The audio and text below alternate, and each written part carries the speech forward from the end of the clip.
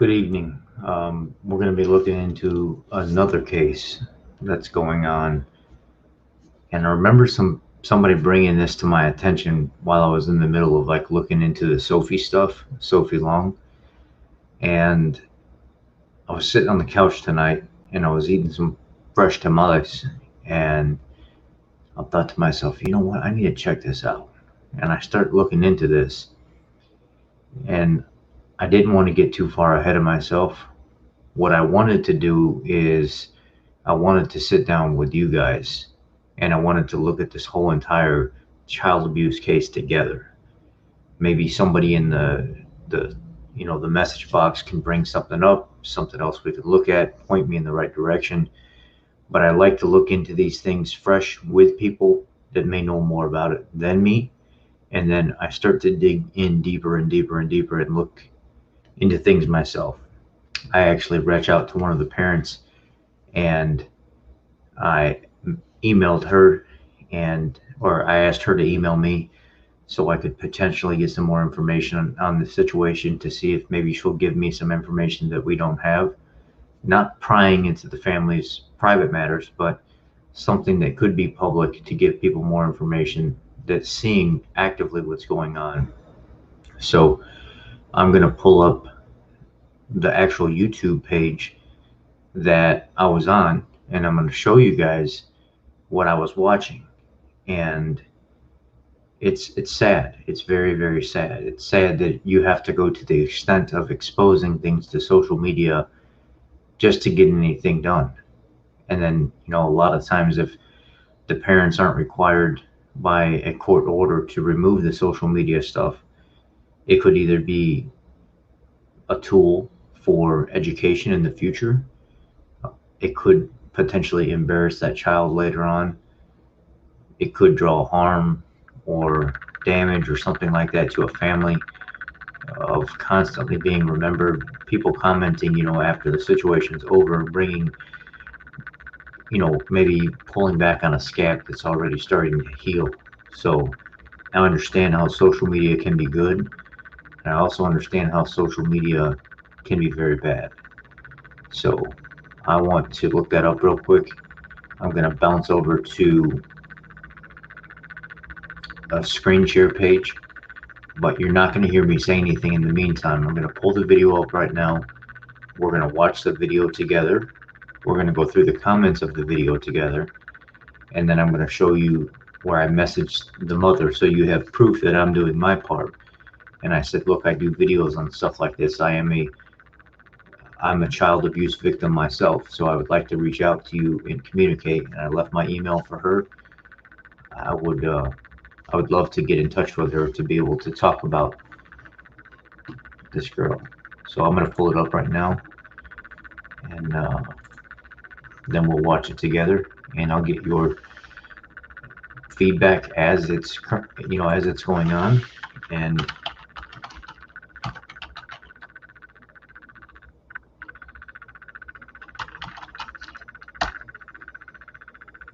okay, so here it is. Pull it up, and I'm going to share the screen with you. So let's back up a second here. If I can even get audio out of this thing, I might have it turned down all the way. So there, let's go here. I'm going to pull you guys over so we can watch this together. It's got a lot of stuff I got to click on. Okay, here we are. I'm not sure if you know this girl or not, but this was posted August 18th, I believe. So if I look, let me look down here. Okay, so this was posted August 19th of 2020, and it says 4-year-old Sloan, I don't know if it's Sloan or Sloan. I'm not sure if I'm saying that correctly. I'm not sure how to say the name.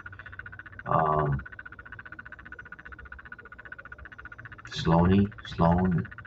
Anyway, this 4-year-old girl reported to LAPD and a number of other mandated reporters that she was being abused by her father. Sloan, this girl cries for help, and help have continuously been ignored.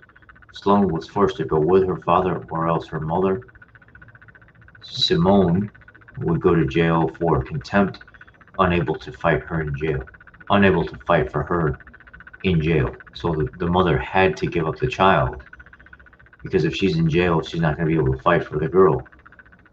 So that was a situation there. Let's watch this video real quick. Well, not real quick, but let's watch it.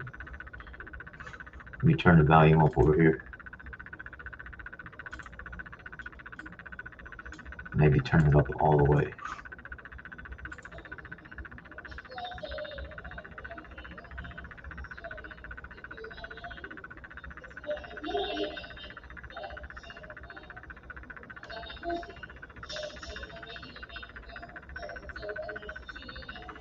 Can you hear, or let me pause this for a second.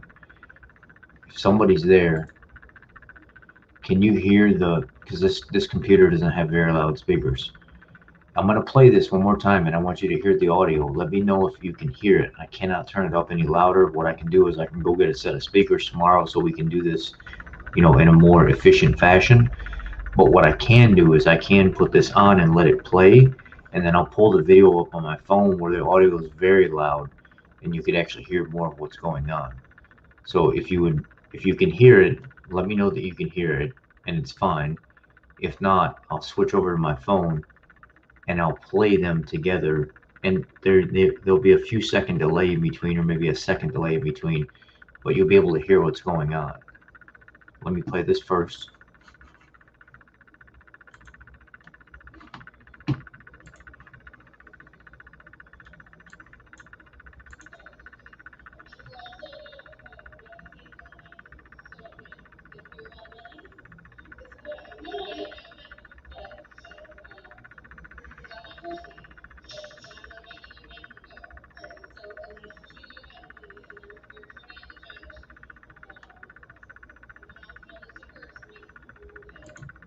Okay, so can you hear what's going on?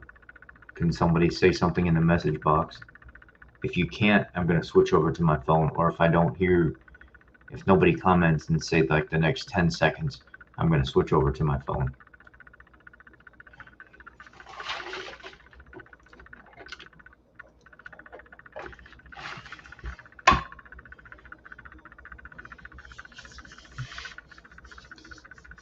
Okay. Nobody's really saying anything. Okay, so you can't hear. All right, so I'll play. It's not very loud on my end. I can actually barely hear it, so I'm surprised you guys can hear it. So I'll continue the video the way it is until somebody says something. And I won't be able to see what you guys are saying if I leave it in this mode here. Is it okay if I exit down to this mode and play it off of this? Because then I'll be able to monitor. Actually, you know what? I can do that. What I'll do is I'll blow it up here, and then I'll play it, and then I'll go back.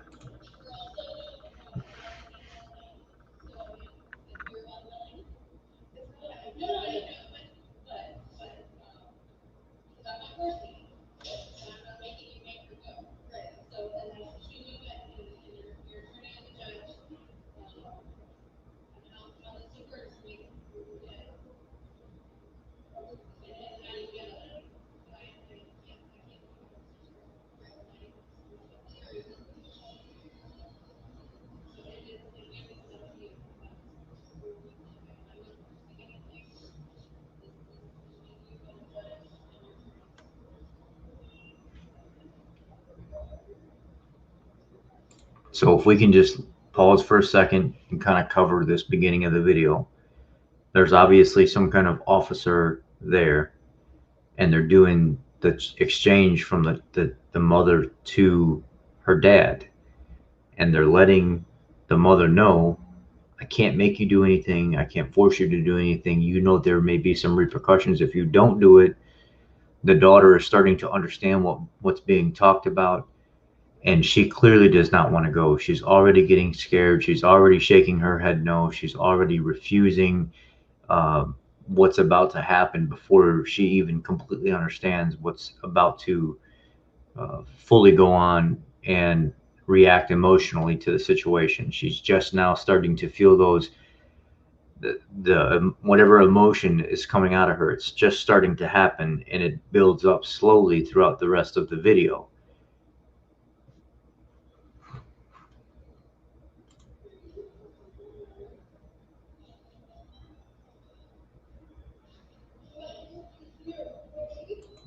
The mom is crying now, the daughter's crying now, and I want to be neutral about these things when I talk about it. Children will often play off the emotions of their parent as well because of how connected they are.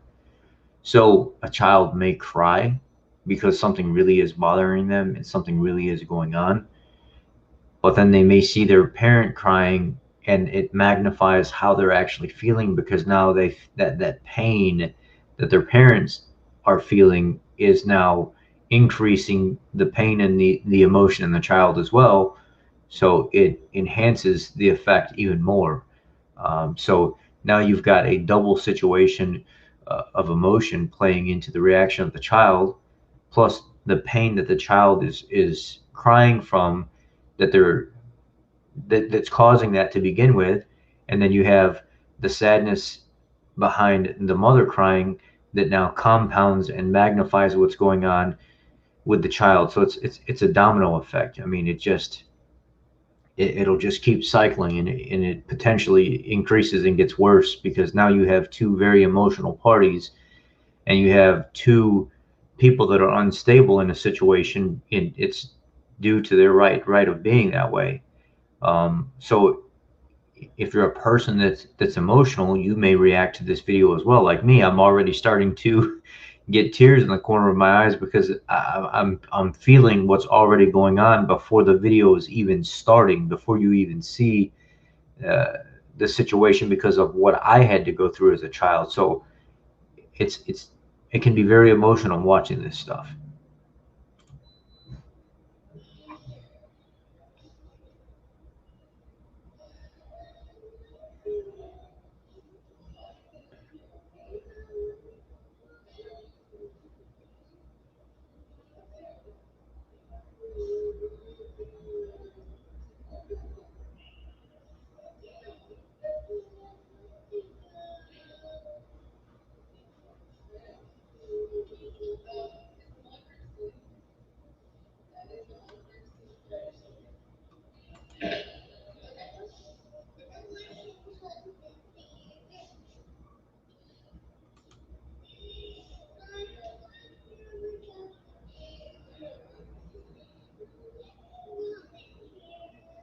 I don't want him coming here. I don't want him coming here.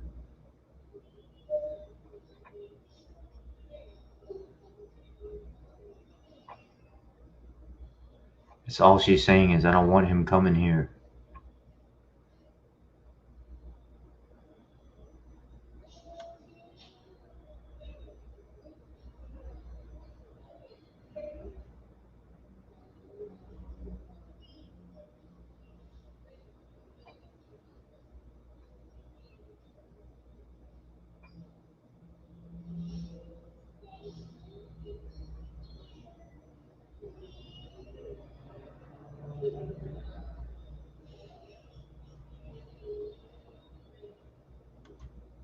She's clearly terrified of whatever's about to happen.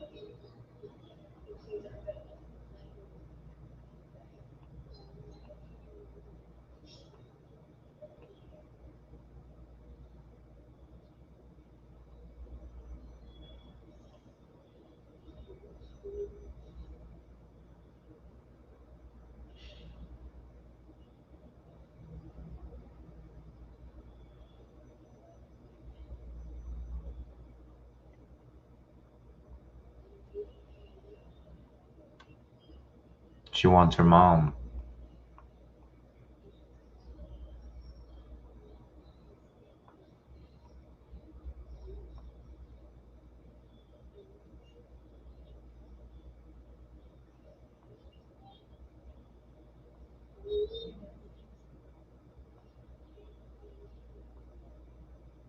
Sounded like she said, "Can I stay, please?"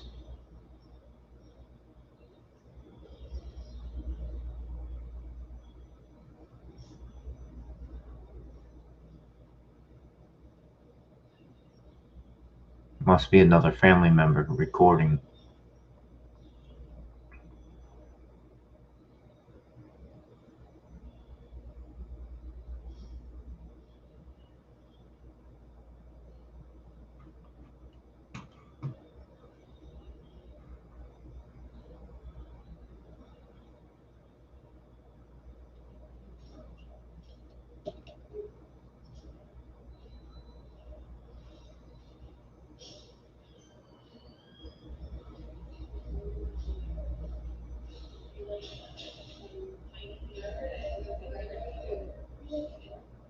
I think the person that shows up now is like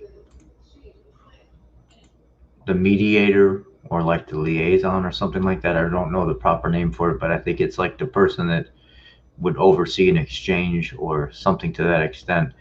I know there are some situations where a court will order the parent to switch over at a police station, and then there's typically somebody at a police station that can actually look over the situation, regardless if it's an officer that's dealt with this type of thing before, or they actually have like an appointed liaison at the police station for these types of matters.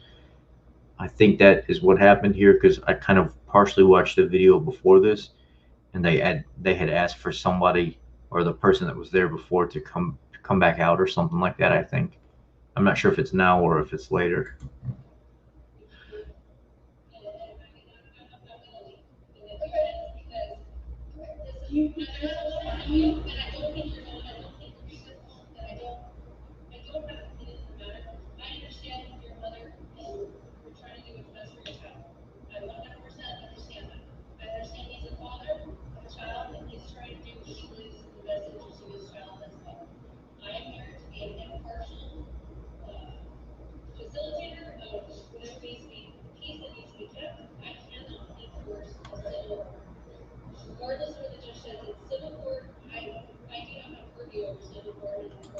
So basically, this mediator is saying, I can't speak on the matter. I can't get involved in the matter. I can't do anything in this situation. All I can do here is make sure the situation stays peaceful.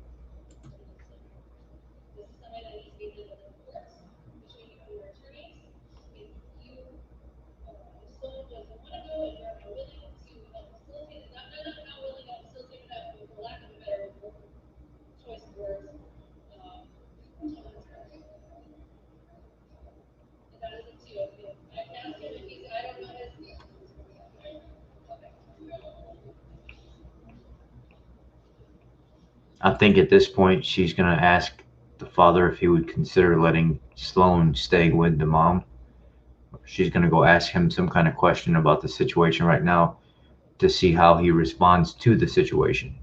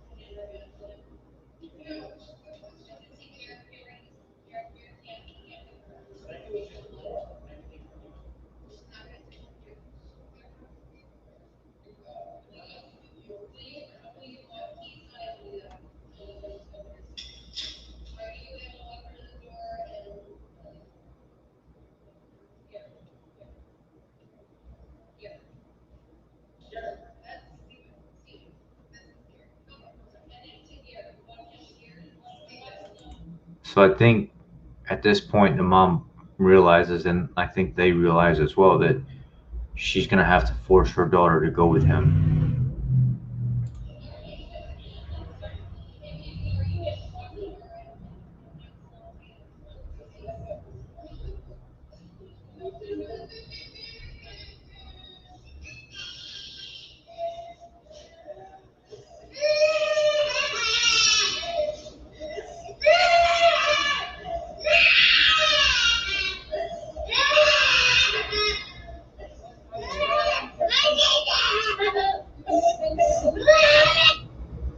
Wow.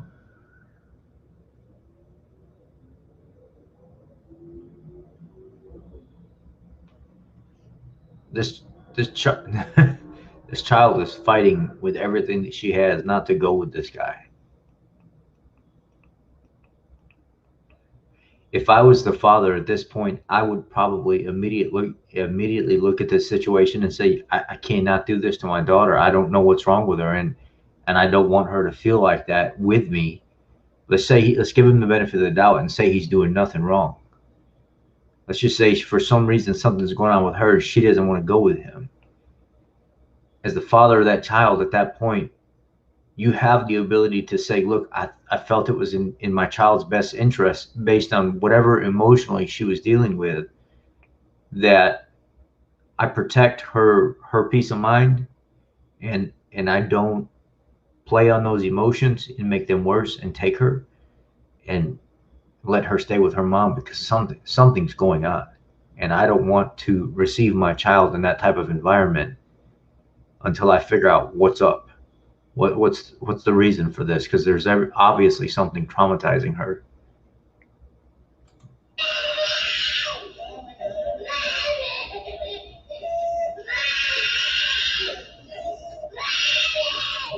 He's trying to say something to her. I don't know what he's saying. I can't make it out. And she's still clinging on for dear life, does not want to go with him.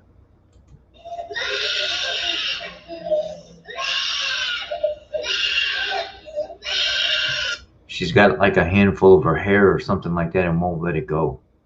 Or probably like her shirt and her hair or something. Because you can see the lady's shirt is kind of pulling up right here as he's trying to take the child away.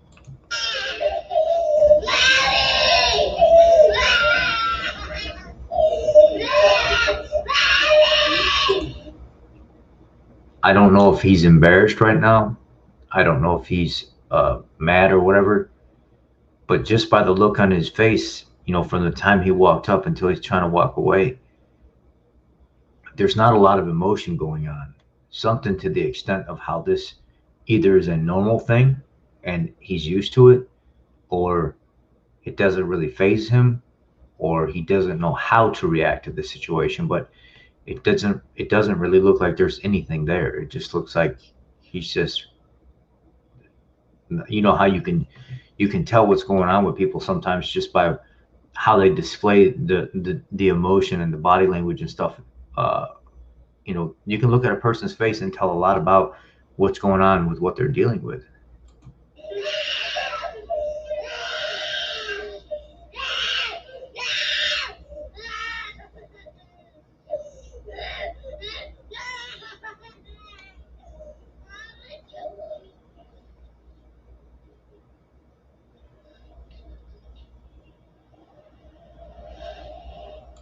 Now it did, as he was looking away, they were walking down the path, it did look like, I don't know if he was saying something close to her to get her to be quiet. I don't know if he was trying to kiss her on the cheek or something like that to try to, I don't relax her fatherly love kind of thing.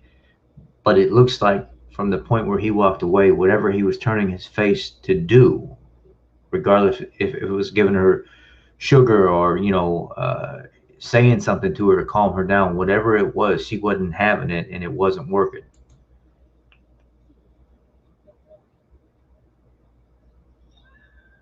And she's still screaming and crying all the way down.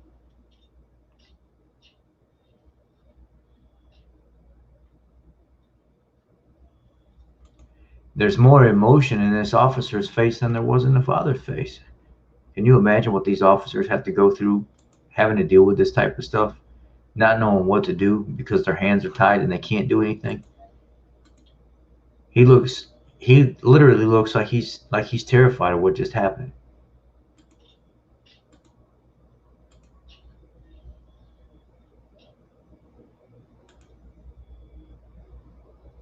He looks very, very shocked.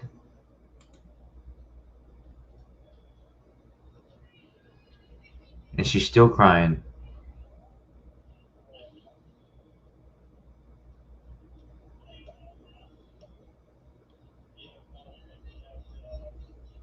And she's still crying.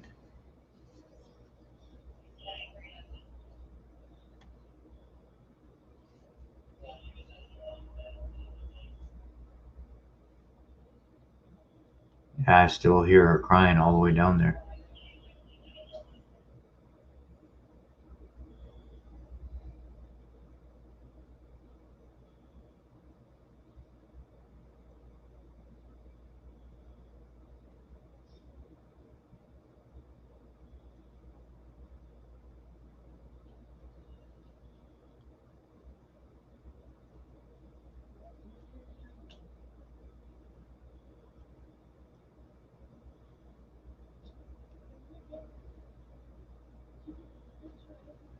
I don't know if that was like the grandfather. He was there, maybe helping the exchange, helping console the child or not. But he walked, whoever that man was, walked all the way down there with him.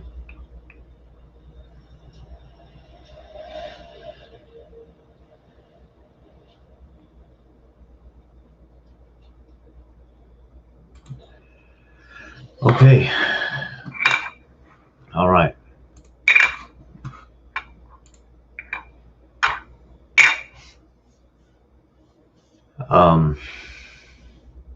It's kind of rough to look at that. It's kind of rough to, if you've been in that situation and you know what it's like to feel that way.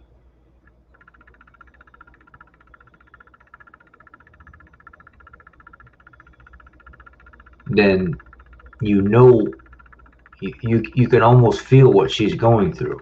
You can almost feel like the type of pressure that's built up in the body and the emotion that's just screaming to come out because of the situation. So regardless of if he did or if he didn't, or saying this happened or that didn't happen without talking to the mother a little bit more, um, all you can draw is up is speculation. All you can see is what social media says. You can only play off the display of the child. You can only look at those types of things and let the child speak for you. And I believe in children not having that ill intent uh, to lead people astray, especially at such a young age, because something is obviously wrong here. And she's telling you that she doesn't feel comfortable with the situation. She's telling you that she doesn't want to be with this person because something's not right about what's going on. So without pointing the finger and saying person is doing something to me, the first reaction that I got to the father when I see this part right here and how he walked up,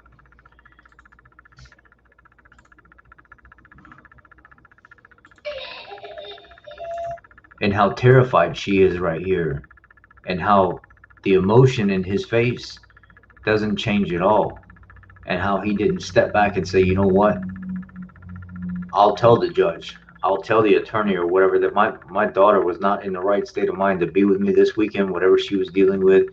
I was more worried about her well-being, and I let her mom keep her because it's not something a father wants to put a child through in that situation.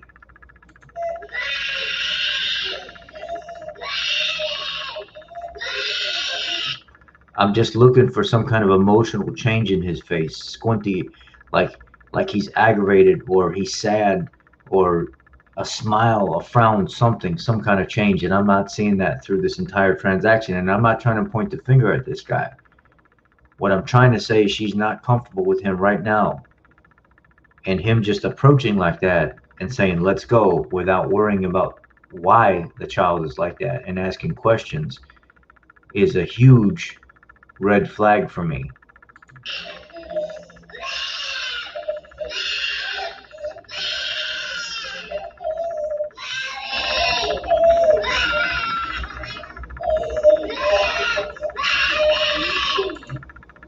It doesn't even look like there's anything there in the face at all. It doesn't look like anything.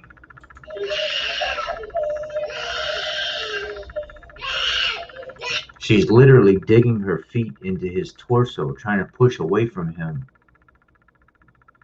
It's not even like a child that's upset, that's just throwing a fit, that just wants to throw a fit, and they wrap their legs around their father or their mother, and they throw their fit or whatever, and they lay their head down, and eventually they get quiet, and it's over. It's done. It's just a child throwing a fit. I mean, this girl is grabbing and pulling and screaming and digging her feet like she's got talons and pushing away, and it's very sad.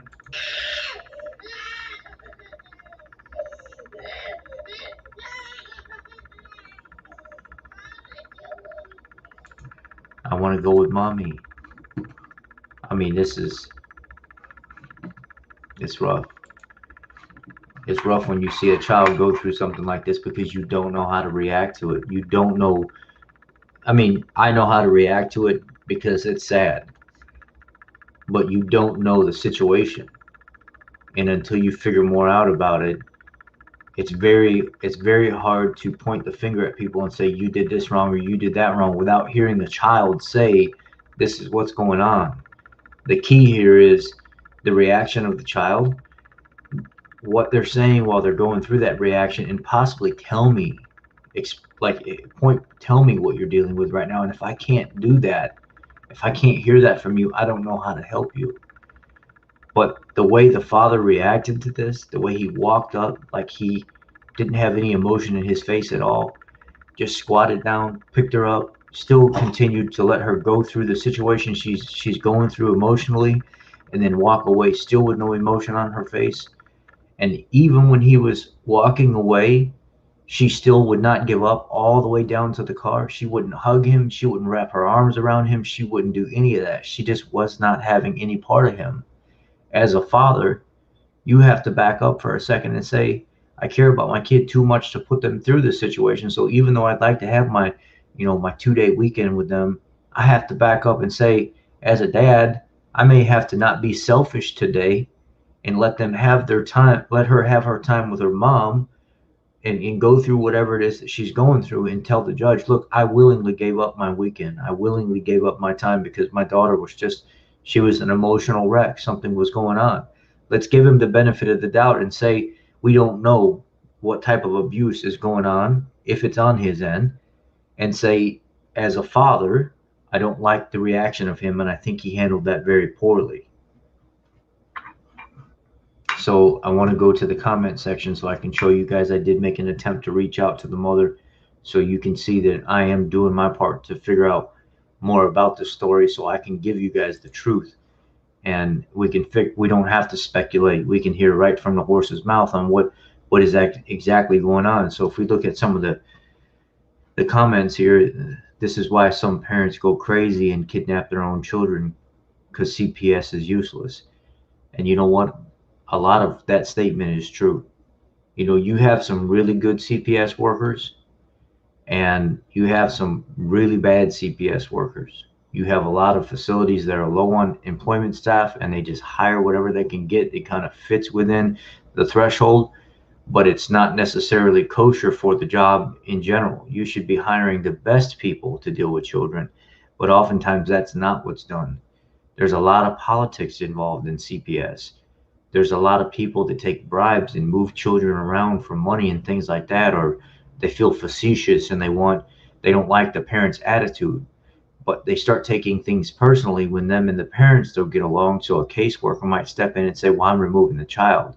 Well, they've just taken something that should have been a personal thing and involved the child and their life in it, and now the child has to suffer for the selfishness of that worker because they didn't like the parents to begin with. Maybe there was nothing wrong with what was going on with the child, but that caseworker didn't care for the way the parents looked at her or talked to her or something like that, and it becomes this emotional reaction that turns into a physical vendetta of removing the child.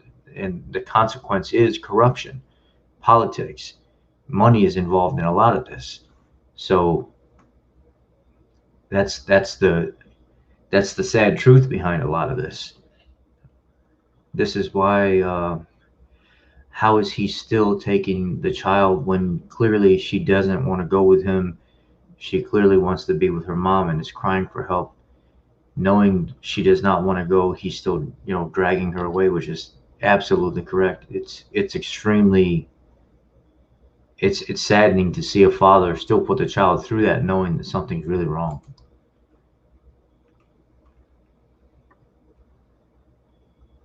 She says there is a Facebook page. Let's see what the comments say here.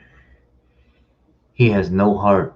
If he is hurting his own child this way, I can't even imagine her mother's pain.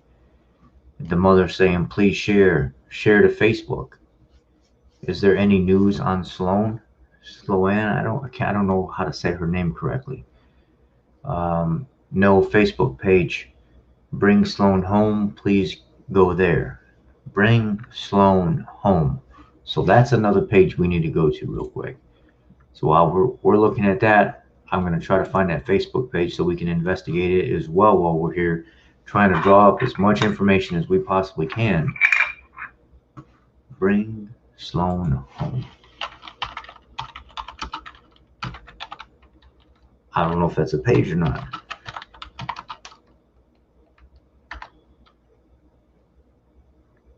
Okay, so it does look like there is a page. So let's go to the page. Let's go scroll through. Let's look at these comments a little bit more before we move on. He's doing it for control, and then I think this is the mom. I don't know if this is the mom or not, but I think this is the mom. She says, I know it's written all over his face. Please share. It's got to be the mom, because how would they get the original video? And the page is called Save Sloan or Sloan. I don't know if it's Sloan or Sloan or I don't know. Sloaney? I'm not sure even. Here we go. No father who cared would put his daughter through that. She does not want to go. That is obvious. Please, God, help her. That's correct. No father, no respectable, decent father would make their child go through that. Why doesn't the mother share custody? Her attorney didn't show for court. What? Her attorney didn't show for court, so she can't show custody or share custody. Oh, man. So obviously this is not the mom. Somebody else put this page up. I don't know if it was the other person they're recording. So this is not the mother's page. CPS is the center of putting children in horrible situations. They are currently being investigated for some horrible things, and I think that is very, very true. So on the weekends, I go out and I back our police officers. I know a lot of people don't like police officers, but that's my personal choice, because these police officers, they've got special teams that are moving in on these locations. And I know some people think that this is a conspiracy theory when I say this, but if you've noticed, after Epstein got picked up and after Maxwell got picked up, his secretary, and after more and more people started taking to the streets, Save Our Children, exposing child trafficking, all of a sudden there's so much pressure on everything. They found like 39 kids in Georgia last week, and the week before, it's the same week, they found like 127 kids in Michigan. There was like 40 kids in Idaho. I mean, they're pulling these kids up all over the place now. Just yesterday, I seen something about a child that came up missing 2 years ago. Somebody found him down on the almost the Mexico border in a truck or something like that, and the child was alive. Or I don't know if they had went missing earlier that day, but somehow ended up in a truck. Anyway, the time frame is irrelevant. These children are being found, and the border guard found this child inside this truck, and this child had been missing. And it's like, Now it's all starting to unfold. It's like a flower that's starting to open up, and you can see everything that's inside it. And this is slowly going on, and it's starting to pick up this increase in more and more children coming back, more and more children coming back, and people finding that their children are actually still alive. They've been trafficked. They've had all this sexual stuff done to them. They're locked away in cages and abused and beat. So I actually run rallies and stuff on the weekend out with the public. Sometimes, I have 70 people that show up. Sometimes I have three, four, 500 people that show up. And, it's just, it's one of those things where I'm actively in the community all the time. I'm out on the street 7 o'clock in the morning with the Filipino community, doing stuff with them for the children and the police officer first thing in the morning. That's what I'm going to do. And then on Sunday, I'm out in Plainfield, Illinois, at the administration building with the Will County Commissioner, the National Paintball Organization of Police and stuff, state representatives coming out with me. And that's what I'm doing. I'm exposing child trafficking. And these people that used to be scared to stand up for it, they're out there with me now. They're not scared anymore. These politicians and stuff that used to be scared to speak up about that, they're out there with me now. They're starting to recognize what I'm doing, and I'm not going to give up. So I think they see that either you cower and you hide, or you join in on a good cause. Not only do you build your name and your reputation, but you bring the children back home to the families, which is the most important part. And that's how you gain respect. So a lot of these police officers that are getting attacked and stuff now, and people are talking about defund the police, but then they want the children saved. Well, if you take that money away from those police stations that are doing this type of stuff, one of the first sources of funding that they're going to pull are for those investigation departments that are going to find these children and remove them from these camps, these homes, these trafficking centers and stuff like that, because that no longer becomes the main focus of what that police department can use for its funding. They take their narcotics units off the road. They take their domestic abuse units off the road. They're investigating all this stuff, and now you just become a regular detective and police officer because there's no funding for that stuff. So I understand people's ideas behind a lot of the stuff that they want done and they're demanding, but what they don't understand is the repercussions that come from that stop a lot of the other departments that are operating in those police stations from operating. And then they take more police away from the police force. And these children that are being found, a lot of them are not found by people like me and you. A lot of them are found by the people that people are trying to criminalize right now and take the money away from. And there are some bad eggs out there.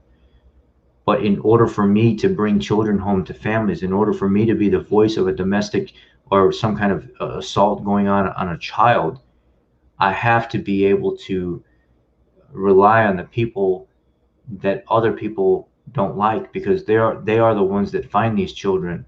So when you see me at a rally trying to expose people for child abuse and Podesta artwork and stuff like that, and different types of things that are going on in society, oftentimes behind that are the very people that are trying to be defunded right now, that are fighting for us, that are going out and putting themselves in harm's way to bring the children back. Every one of these organizations, or every one of these group of children that have been found over the last few weeks, has been by police officers.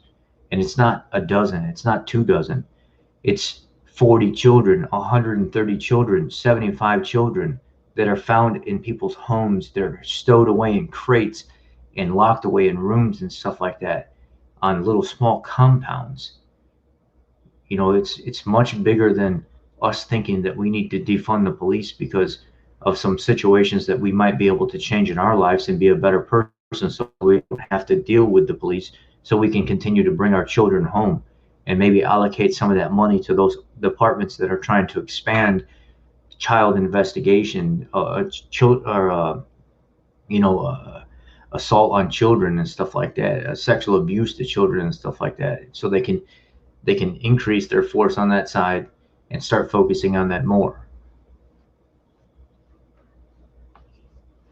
Look at this guy right here. He says, the fact that the father isn't fazed by his daughter shrieking in terror speaks volumes.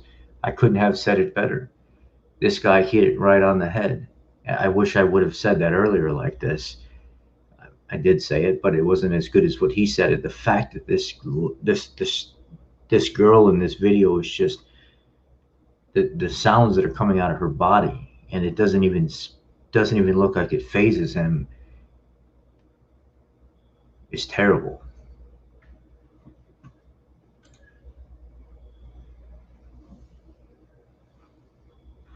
Then as he walks away and gets away from everyone, he is talking in her ear and then starts screaming again. Imagine what he was saying to her. Like I said, I don't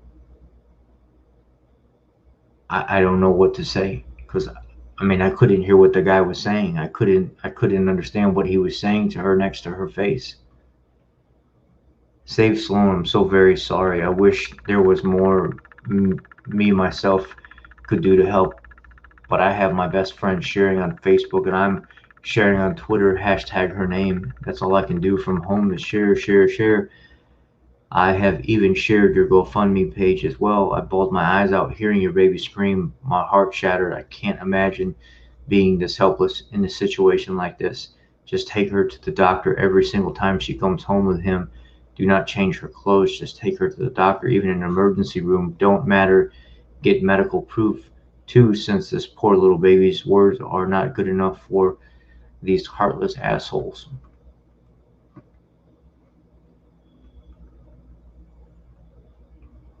Let's remember Gabriel and what they didn't do for him despite all the abuse evidence. I will pray for your baby.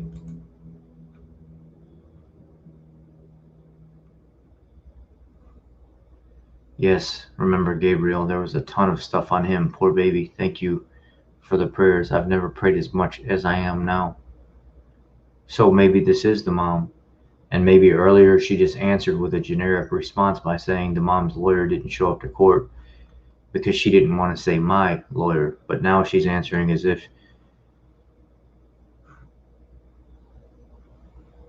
thank you for the prayers. I've never prayed so much as I don't, it's confusing because of the way this person is responding. I think this is the mother, but I don't know.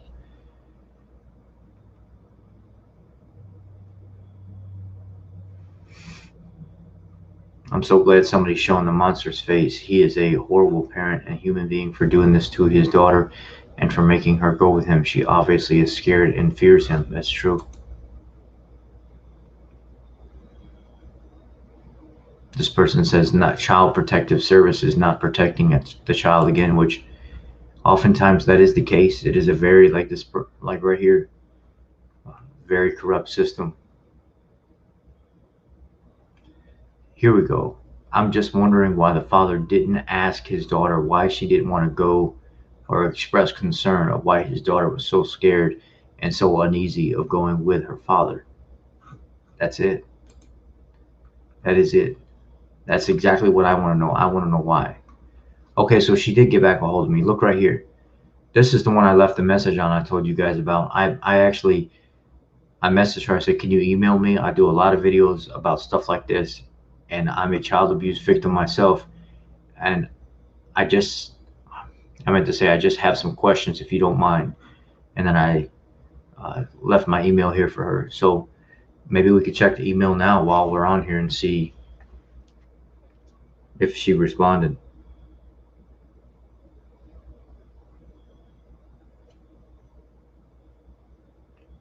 So no new responses so far. I don't have anything. I'll go to all inboxes to see if maybe there's something there. Nothing. So maybe I'll get a chance to talk to her tomorrow. I'll go to important.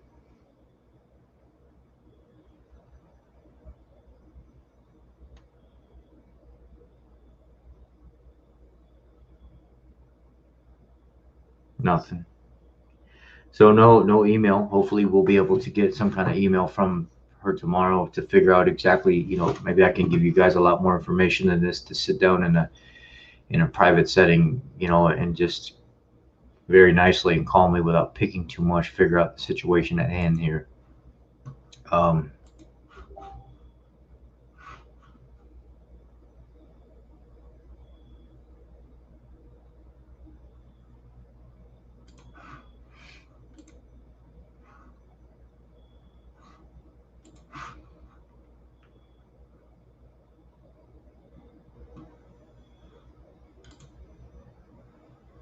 I don't want the police defunded either. The police defunding is not going to help our children. It's not going to help us.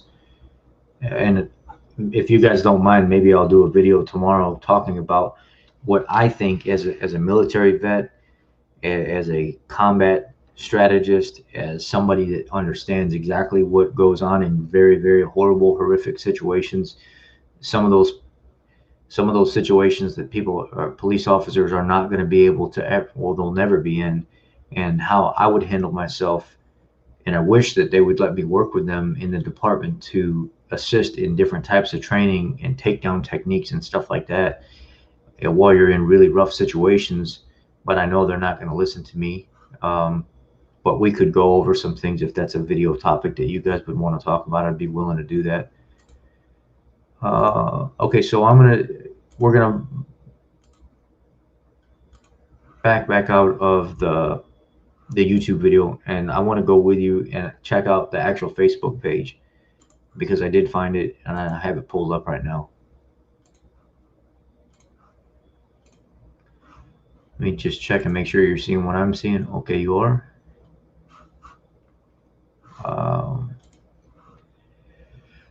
So this is the page. It's Bring Sloan Home. In the top section right here, Sloan is a 4-year-old. Sloan. I don't even know Sloanie. I'm not even sure if I'm saying the name correctly. I'm just gonna say Sloan. Sloan is a 4-year-old terrified little girl, and she needs our help. Judge David Rawson of the Supreme Court, I think it's Louisiana, gave her father temporary full custody, and mom has heard nothing since. There has been outcries from Sloan, Sloanie, that the judge wouldn't bother to hear. She may be in immediate danger. If searching for Sloan, there are links to the petition and GoFundMe, to which can be limited to the page group. The next hearing is 9/8, 7 days away. Mom needs an attorney. So the mother doesn't have an attorney. Obviously, that's not available right now. Whatever that was, it says it's not available. So let's go read some more here.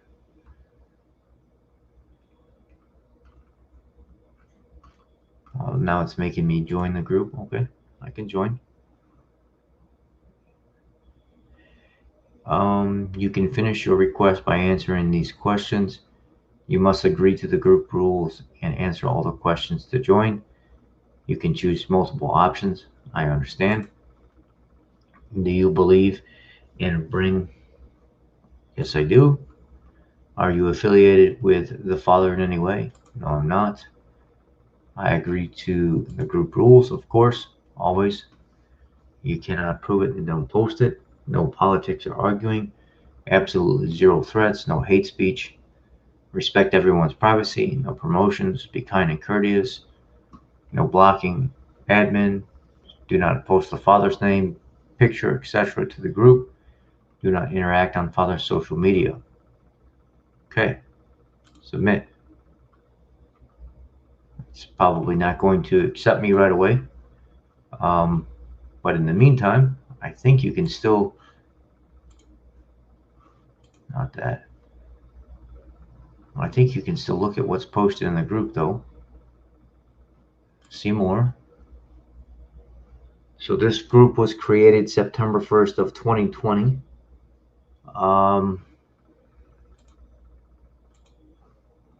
You can actually look more into,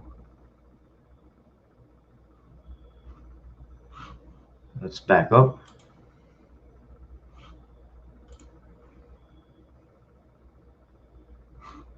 Okay, that's not going to work.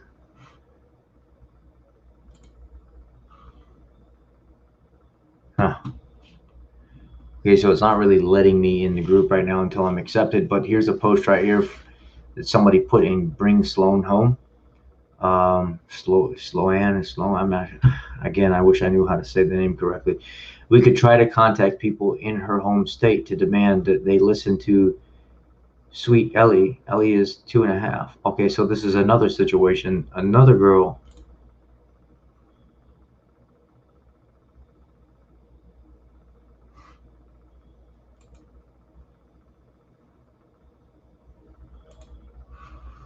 So this is a 2.5-year-old girl.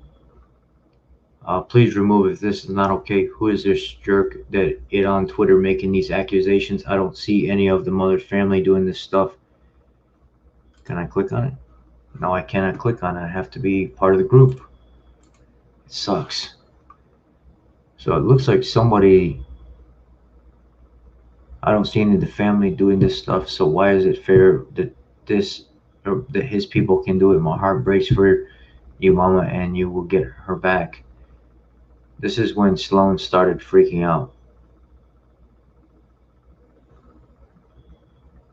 Simone, can I have a kiss goodbye? Sloan, no, crying. Simone, are you getting her reaction?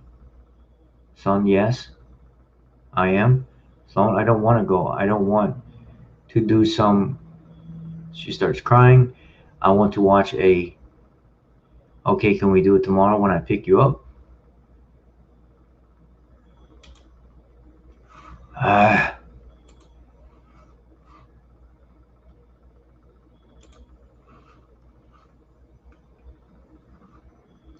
To me, the video of Sloan crying and pleading not to go is enough. This is not about the mom or dad, it's about her and the fact that the father is seeing the daughter behaving like that and still pushing for her to come with him anyway. If he truly loves her and wants the best for her, he wouldn't still take her against her will, seeing all the pain and stress that is true. What is this? I thought shadow, but a circle just brought to my attention. Call PD. So somebody pointed that there's some kind of mark on her neck and circled the photo. I just posted this. Please let me know if I'm misinformed at all. I did comment on it and say temporary full custody. I've seen the video of Sloan's crying. I'm not wanting to leave mom. Can someone update me on the story? Her crying like that broke my heart. Okay, so here is another situation. Here's another page that's covering it. I'm going to click on the page, and Sophie and brothers are safe with her dad. Keep fighting. Oh, that's the other girl that I was. When we're done with this, I gotta come back and I gotta cover this. Because 32 minutes ago, somebody put Sophie and her brothers are safe with her dad. Keep fighting so dad can get full custody.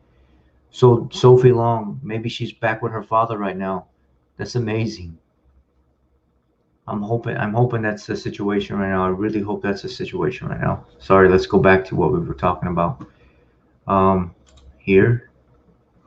I don't know if you I think y'all mad about the Sophie stuff. I want you to go on Facebook and look up Bring Sloan Home. SLOANE. Bring Sloan home. Sloan is a 4-year-old with a vice versa situation. Same shit, vice versa situation. Y'all go look this up because Sloan needs just as much attention as Sophie does. That's true. Amen, brother.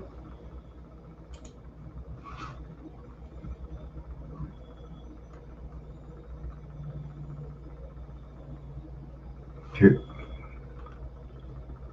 Okay, be their hope. This is Sloan's mom. The Facebook account is the grandma if you want to see the whole thing.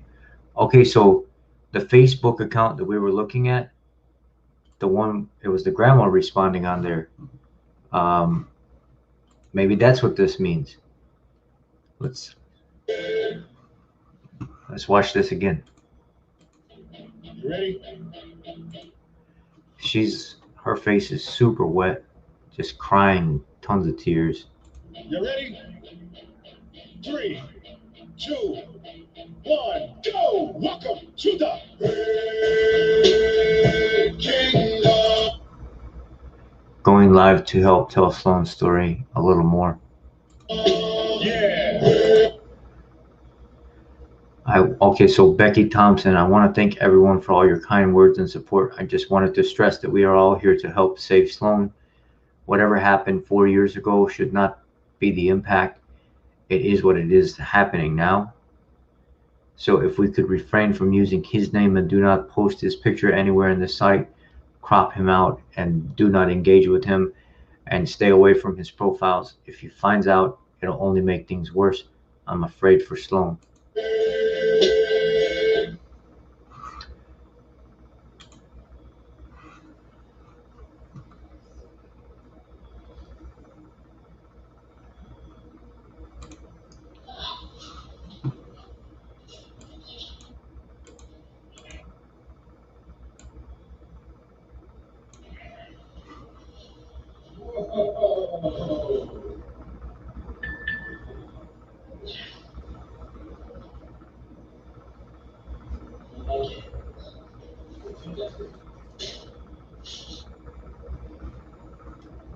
Wow.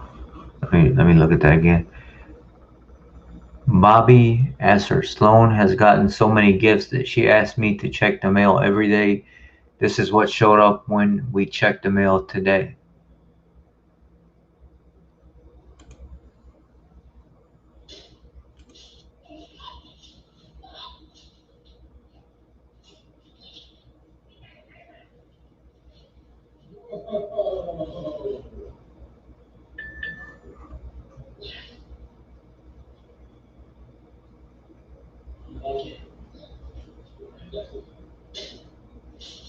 Okay, so I want to draw some emphasis to this here. I want to talk about this video that's there right now. So this video of this child is her opening a gift, and sometimes monetary items can make children feel comfortable because it's something that makes them feel safe, especially something like a big giant bear like that.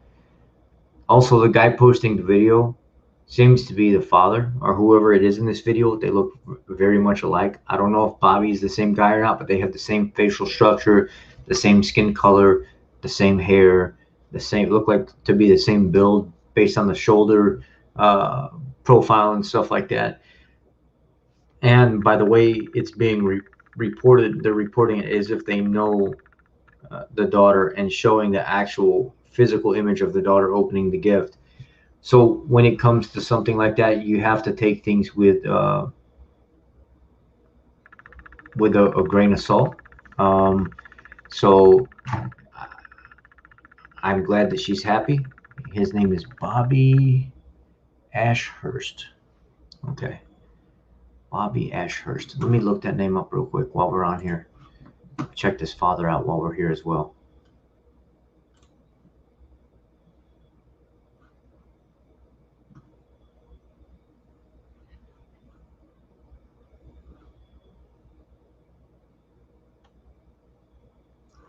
Bobby Ashurst.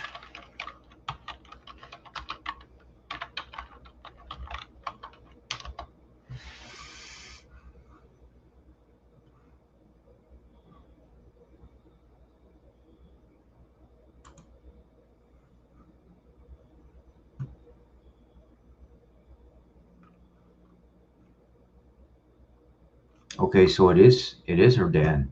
That is her father. Let me share with you what's going on. That is her father over there.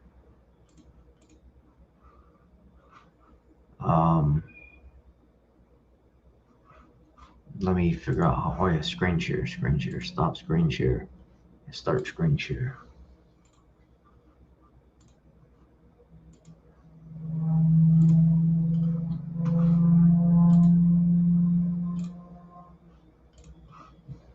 So this Sloan, I guess he's some kind of men's physique pro, would indicate some kind of bodybuilder or something like that. I don't know for sure, but that's what that typically means. This is all of them together and her smiling.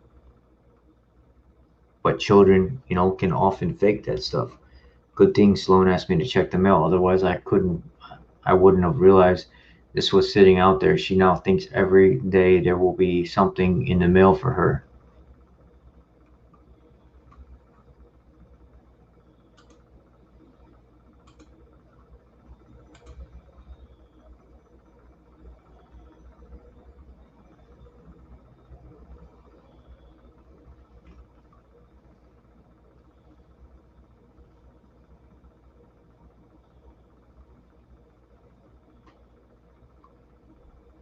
my Airbnb was terrible Wi-Fi and cell service, so we drove around the end of the workday to find somewhere I could get a good cell signal to finish up the workday. Who would have thought the beaches in Malibu would be the place? I think I found my office for Monday. So this is her out there with her father.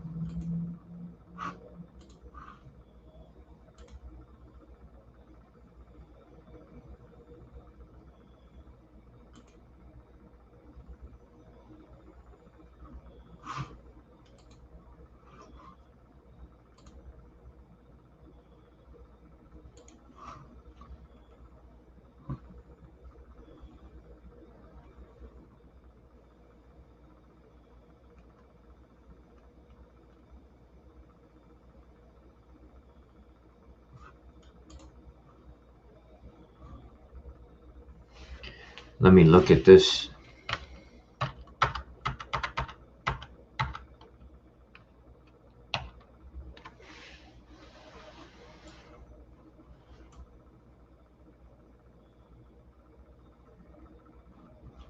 Somebody pointed out that there was a bruise right here, but it doesn't look like a bruise. It just looks like that's where her collarbone is. It looks just like this side right here. So it just may be somebody off the internet that's just messing around playing games, or just lying about stuff.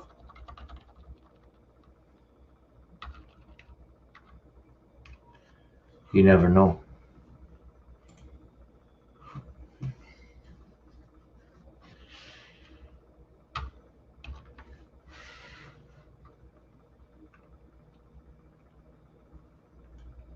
This is August 24th. Remember that video was made on August 19th. This is August 24th, where she was back with the father. Look like they're pretty happy.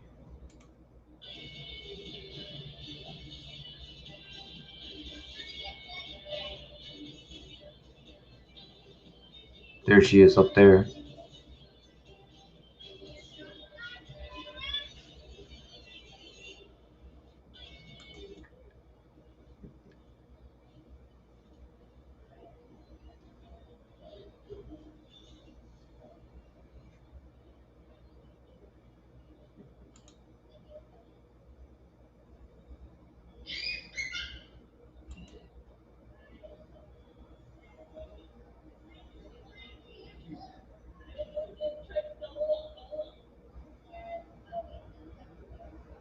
Got a very nice house. Looks like so far everything's good.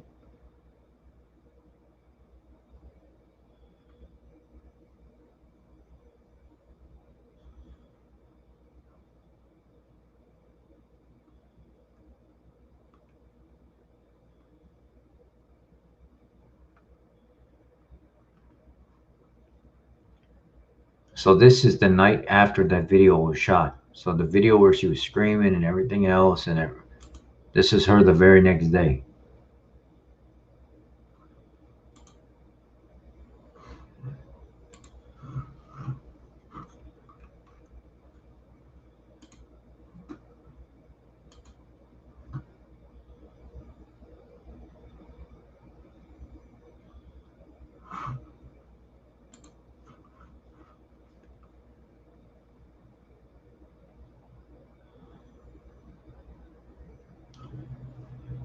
And then he put something like this on his Facebook: full-time single dad. I don't understand. I don't understand why that would be something that you would put up there to. I know people like to smear stuff in their ex's faces, but I try to click on it. It's not letting me see any more. There it is.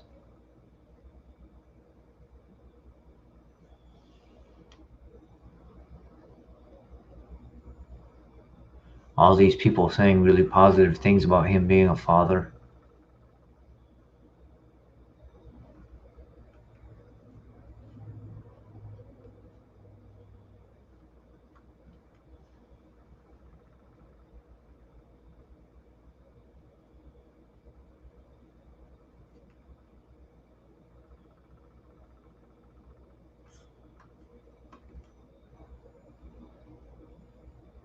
Obviously, he has some trolls because everybody's positive so far, and people are putting mad faces up here as well. So I don't know if that is any of the moms, kind of followers and sympathizers and stuff that are over here, possibly leaving comments and stuff like that.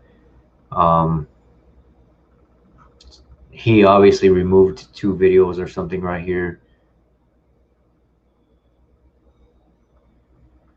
Oh, it was a picture of her when she was a baby, because it says, I wanted her to stay this little forever. Let's look back even further.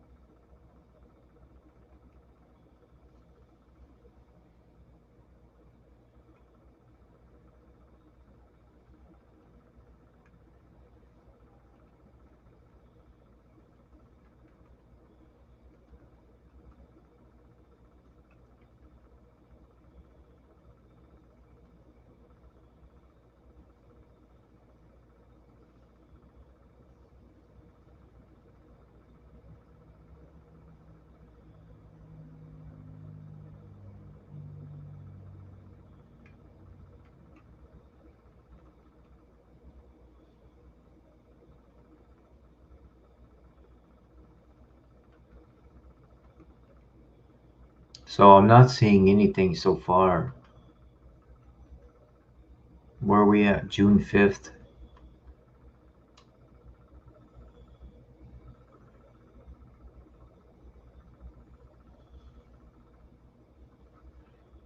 For the safety of myself and my child, I have to call the police to come keep the peace every time I pick her up from her mother. Despite me calling them, I still worry that maybe I'll get one of them bad apples who finds a reason to shoot me. I worry about that every single time. That's what it's like to be black or brown in America. We have to live with the fact that some people, given the great responsibility to take another's life, look at color of our skin as a good enough reason to hand out a death sentence. Think about that next time you don't understand why people are so upset that a man was slowly executed on camera anytime. Well, I'm not gonna make any comments about that. I'm here for Sloan, not that. So uh, there's some issues that I see here. When I look up here and I see the fact that um,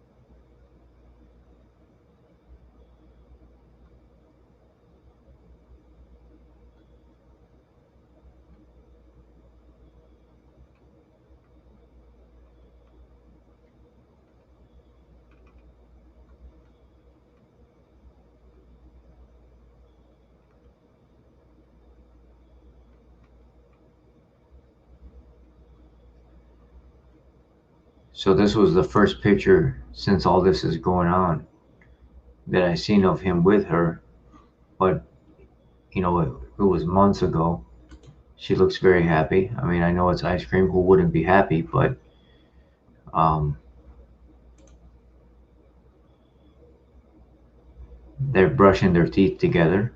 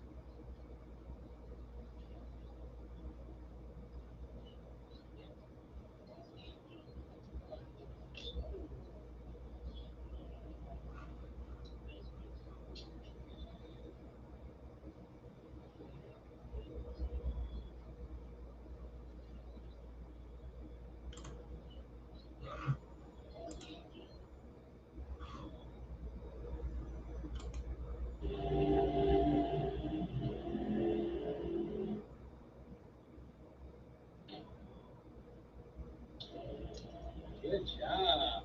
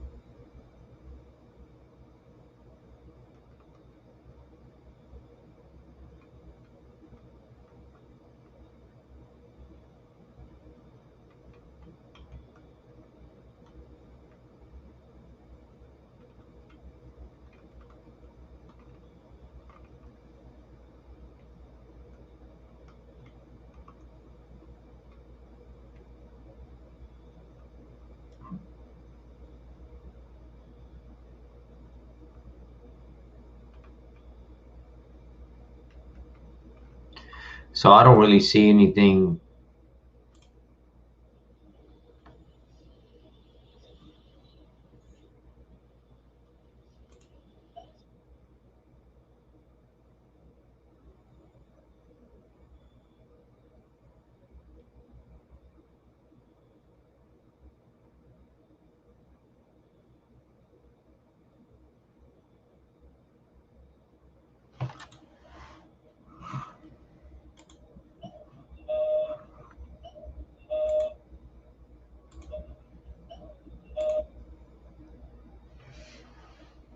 Jessica Lucas? Lucas? Jessica Lucas, Jessica Lucas. I wonder if that's the mom right there. Because these are all the same name, but she's not. Jessica Locus. Locus or Lucas?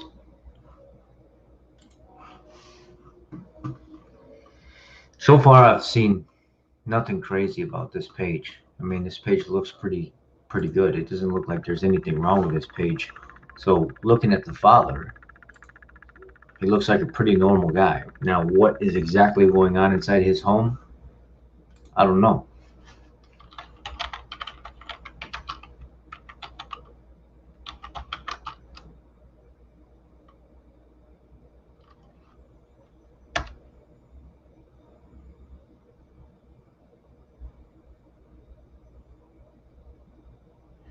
What was that name?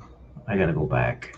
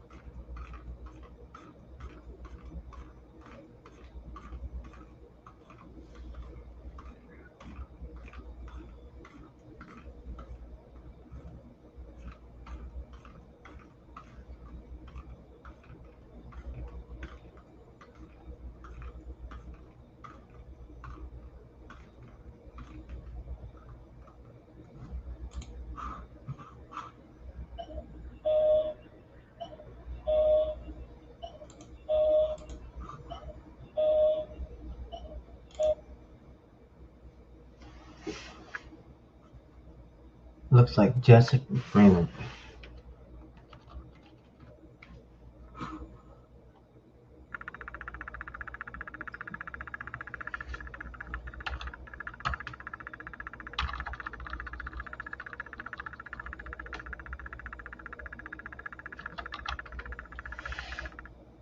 Jessica.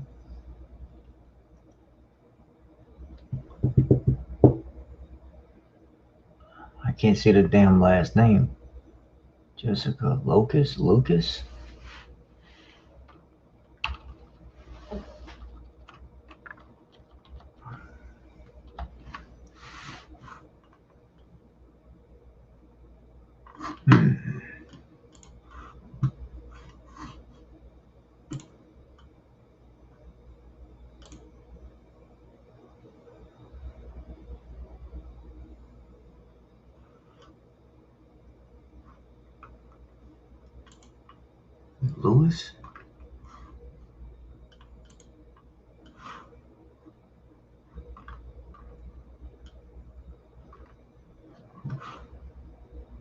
I think I was accepted into that group and a notification popped up. So let's check that group out.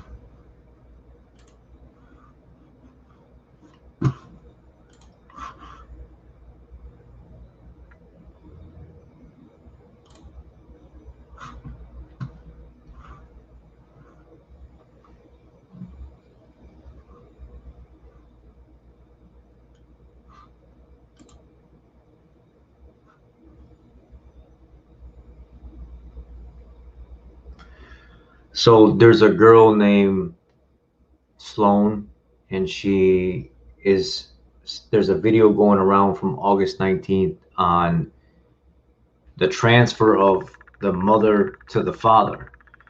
But the daughter's saying like the entire time that basically she doesn't want him there, she doesn't want him there, she doesn't want him there. She's screaming bloody murder. The father shows up to grab the child. He doesn't look like he has a reaction on his face at all. Just to preface what we're talking about real quick, let me bring that up for you. I'll show it to you real quick while we're here.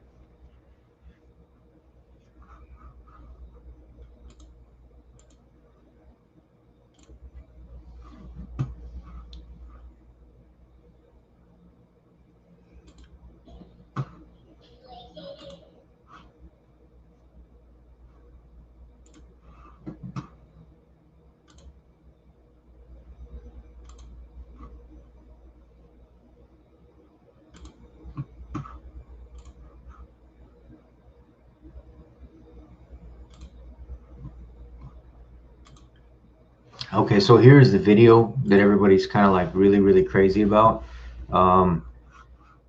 This is like her crying, the mom crying the whole entire time because the child does not want to go with the father at all. She completely refuses to go with him, and she's fighting, which almost seems like with her life, to not go with him.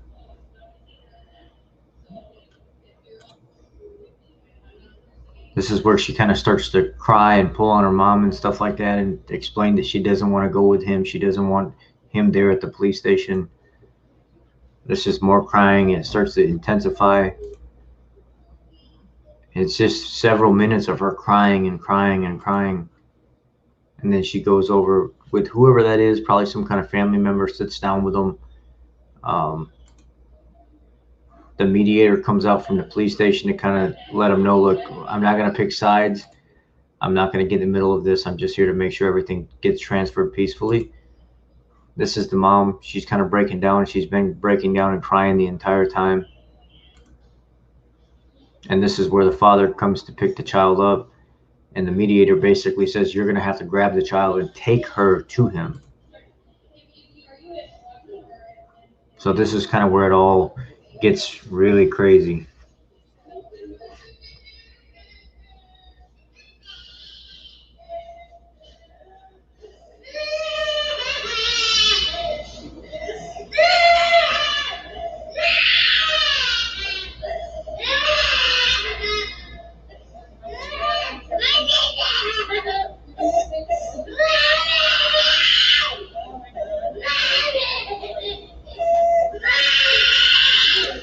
This is the part right here everybody's pointing out, like kind of on Facebook and stuff, that said the same thing that I did. The first reaction I seen was, how does the father treat this situation with the daughter screaming bloody murder? If that was me, I wouldn't want my daughter to have to go through that. Even if she was just having a bad weekend or something, I would be like, look, she's obviously something's very upset with her. She's really upset right now. And I don't think her being with me is going to help her situation at all. Let me just walk away from this, and I'll let the judge know I gave my weekend visitation up because she wanted to be with her mom this weekend. Something was going on where she wanted to be with her mom. Regardless of knowing the situation and passing speculation without actually knowing the story, this would be a situation as a father where I would say, you know what? You can be with your mom this weekend.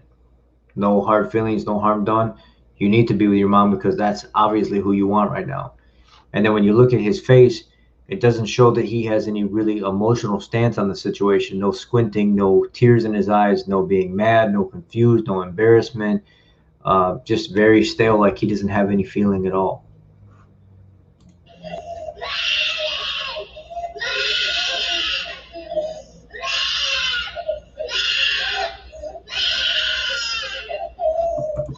She's like pulling on her hair and her shirt at the same time right now.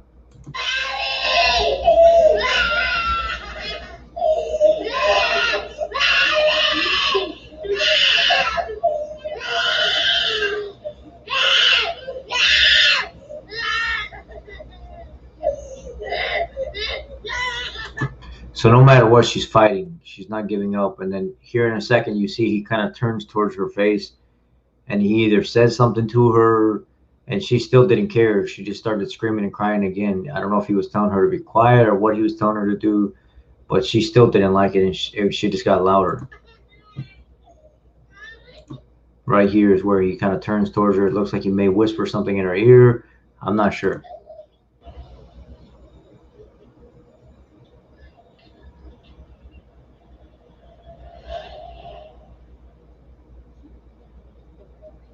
Here she starts crying again.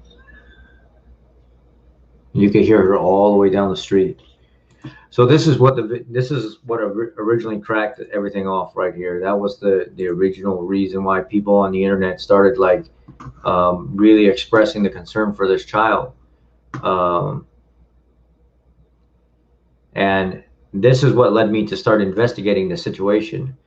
I wanted to figure out who the father was. I wanted to figure out who the mother was. I wanted to figure out who's running these sites, these web pages and stuff like that, like real deep investigation on the whole entire situation. So what I did was, let me stop screen sharing here. So I went over to Facebook, and after reading the comments, I realized there was an actual Facebook group called Bring Sloan Home.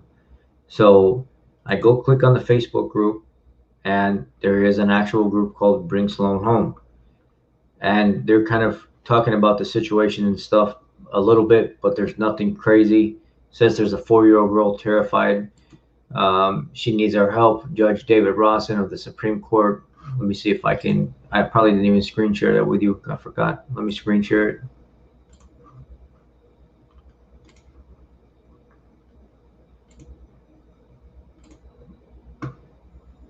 So it explains that there has been outcries from Sloan. The judge wouldn't even bother to hear. She may be in immediate danger of searching. If searching saves Sloan, there are links to petitions and GoFundMe's. They can be limited to the page group. The next hearing is 9/8, 7 days away. Mom needs an attorney. So, after reading through everything, I'm trying to figure out the mom's name.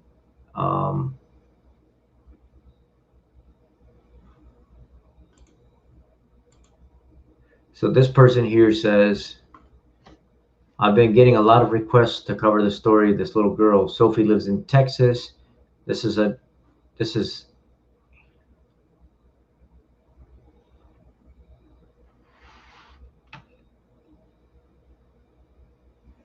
Okay, so somebody's using this story for Channel 27 as a focal point, but really the title of it is Bring Sloan Home, or Bring Home Sloan. Anyway, the first person in this comment section right now, it says, for the ones that thought it was such a scam, go look at his page. What page is it? The one I posted in the picture. Where is the damn picture? I don't see her posting anything in the picture.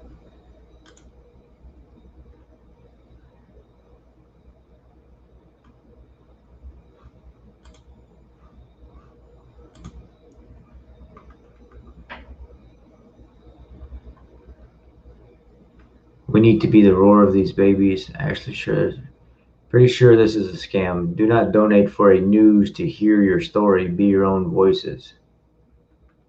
Save Sloan. It has been verified by the admins. If you do not want to donate to it, I understand, and that's fine, but everyone needs to stop saying it is a scam. It is legitimate.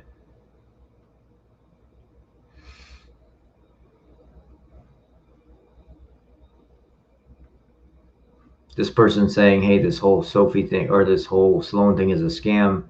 Don't donate, easy as that. I won't. You should neither donate to something that will help.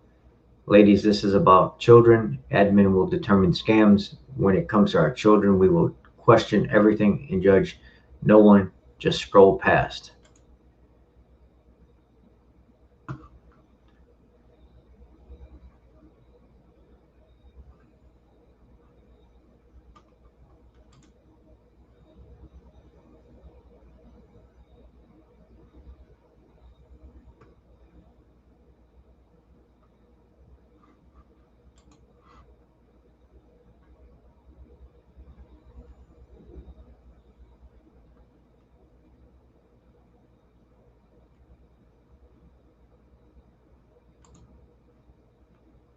For the ones that thought it was such a scam, go look at his page.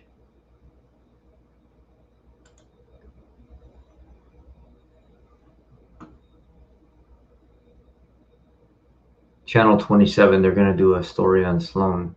When, sorry, I'm fighting for 3 different child abuse cases right now. Thank you for looking out for any protection. Okay, so it wasn't really that much going on. So I'm going through this page here, right? And I'm trying to look up just information, and it seems like this page has turned into not just bring Sloan home. It seems like this page has turned into multiple children, trying to get help here. So it's kind of hard to follow along with staying on track with Sloan. This guy is a piece of shit. Let's not get it twisted. I know the little girl's mother and grandmother, and as well as Sloan's older brother. No one here knows that he used to hit Sloan's brother. Of course not. My husband came face to face with him. He was the one who served him the restraining order papers to stay away from Sloan's mother. There's so much more you all don't know. He is the fucking devil in disguise. To everyone here who doesn't know, he was abusive emotionally and physically to Sloan's mother and brother. He also isolated them from being able to see or go anywhere. He's mad that Sloan's mother left him. The only way he can hurt her is through Sloan, and that's what he's doing now. To the dumb bitch on Twitter, Natalie Mine doesn't know shit. She's posting videos of Sloan happy. Those videos are fucking old. I want to see a time and date on the videos posting. And then, you see all the people comment down here underneath what this lady said.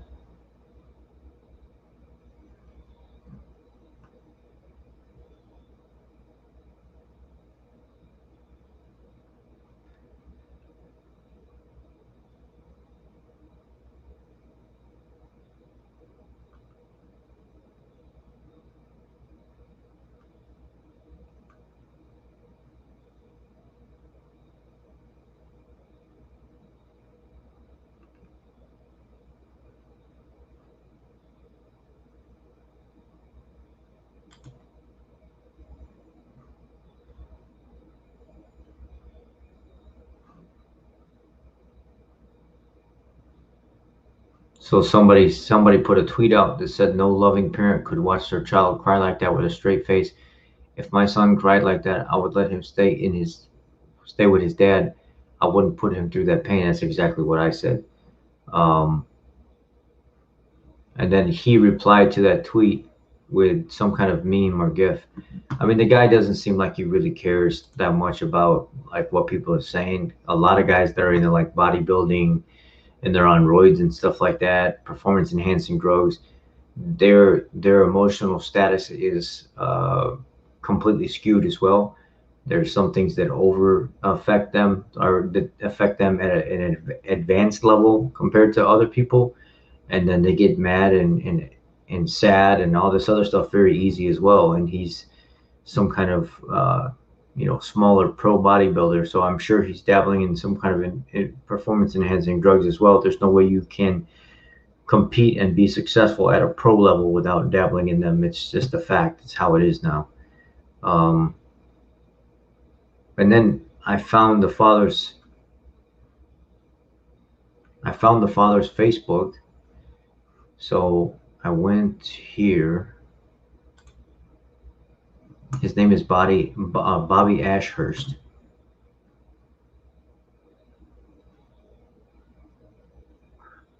So here's him and the kids.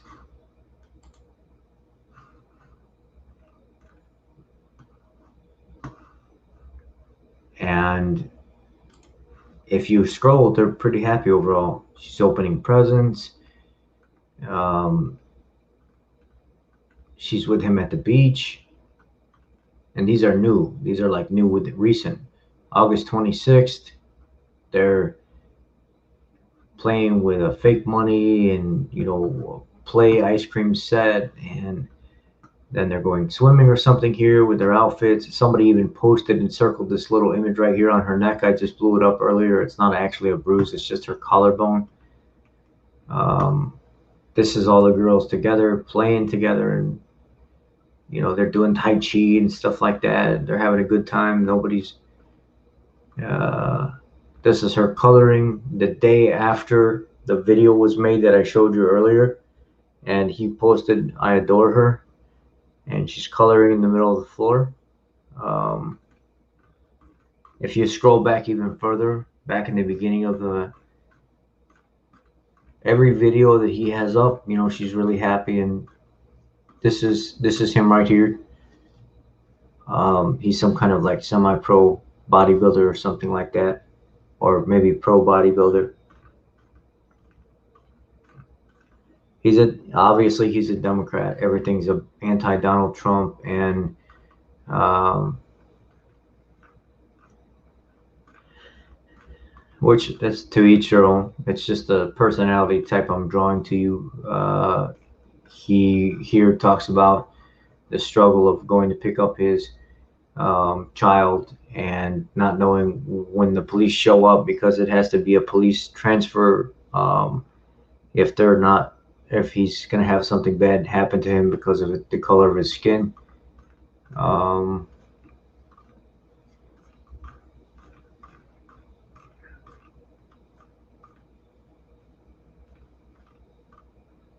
this is him and her back May 18th. Ice cream, brushing their teeth together.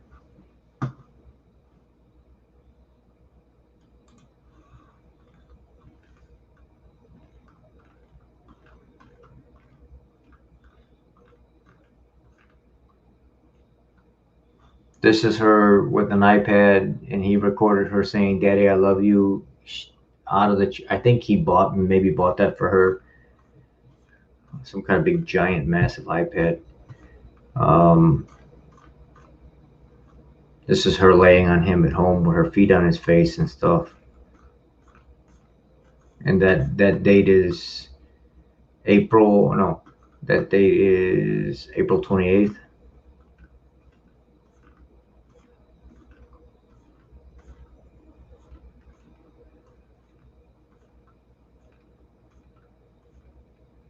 This is them all walking around doing like a family Zoom call, April 20th. I think this is the mom right here, but I don't know her last name. It looks like Jessica Locus or Lucas. Jessica Lucas or Locus. It looks like it. And this is Bobby right here with their daughter.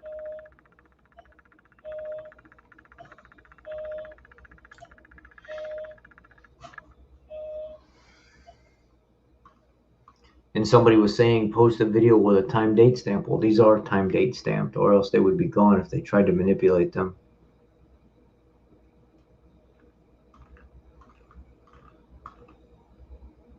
This is them on April 9th. He's got her at the park blowing bubbles and stuff like that. So the relationship that I see with him and his daughter, and I understand something has happened to her individually, regardless if it was physical from him or somebody else, there's something wrong with her. She doesn't like a situation, or she doesn't want to be involved in a situation.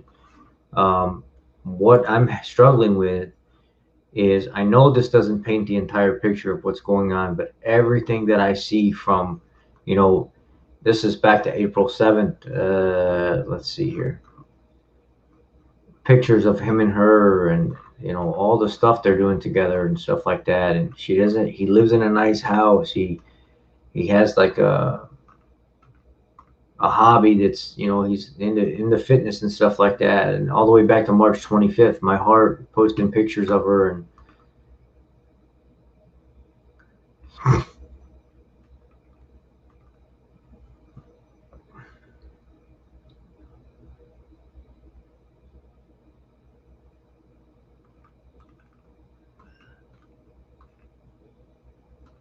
this is them in the bathroom. What is he doing? May as well use teaching her good hand washing as a bonding moment.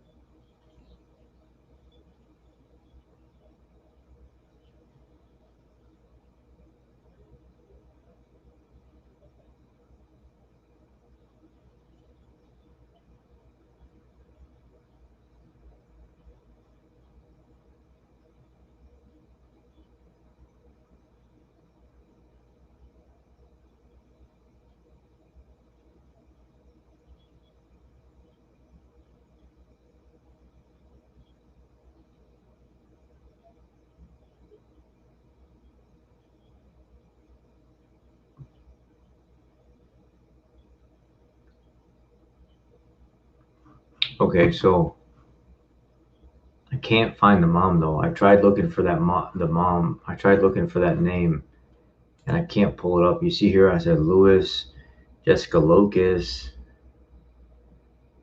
I don't know what the name was. I tried to look her up, but I can't find her. I don't know the mother's name.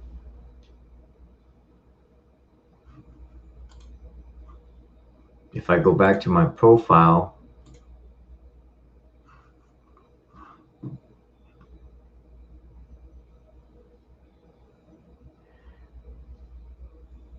okay, so it's kind of hard to keep going back because people come in and then I got to go back, and people come in and I got to go back. So basically, this little girl on August 19th was recorded at the police station doing an exchange from the mom to the dad, and she's screaming bloody murder for this situation. And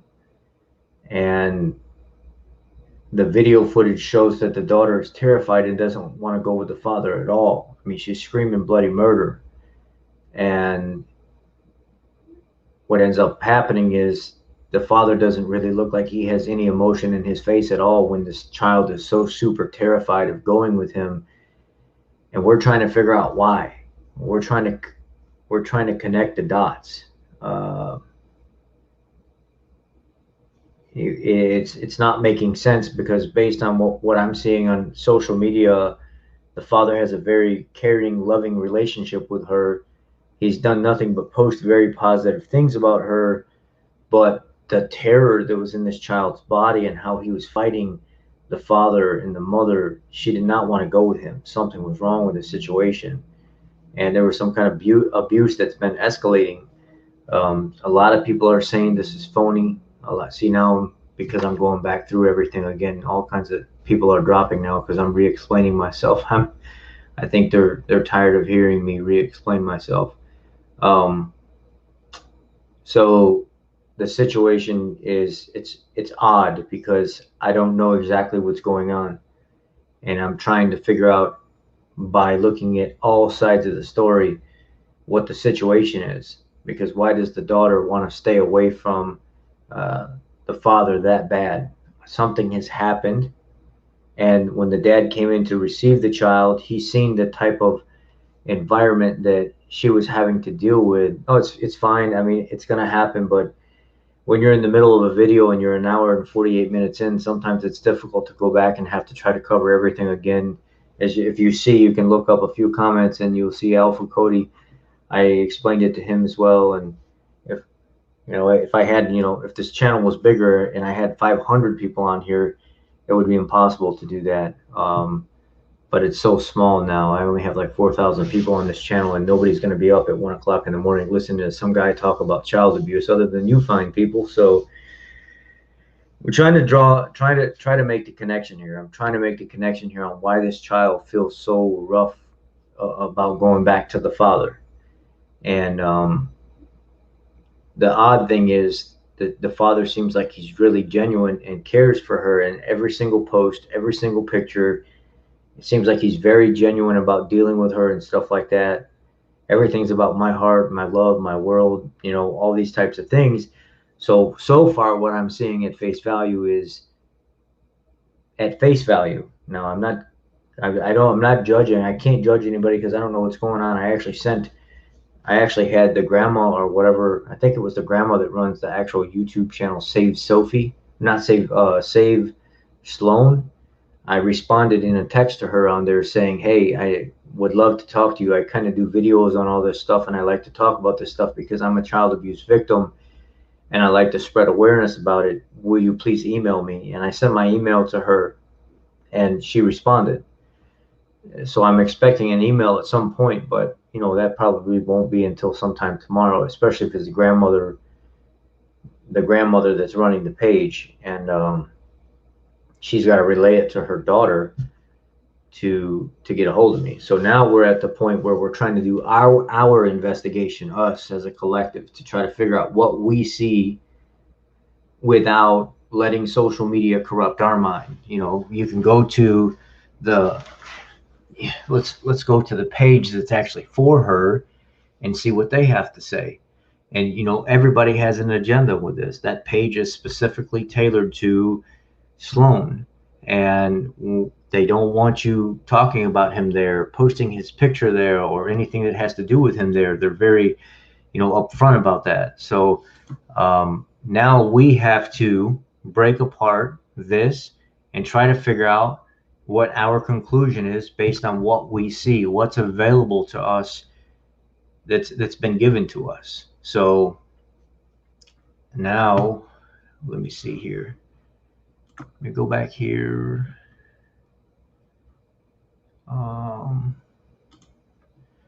So this is the page. This is the page for Sloan.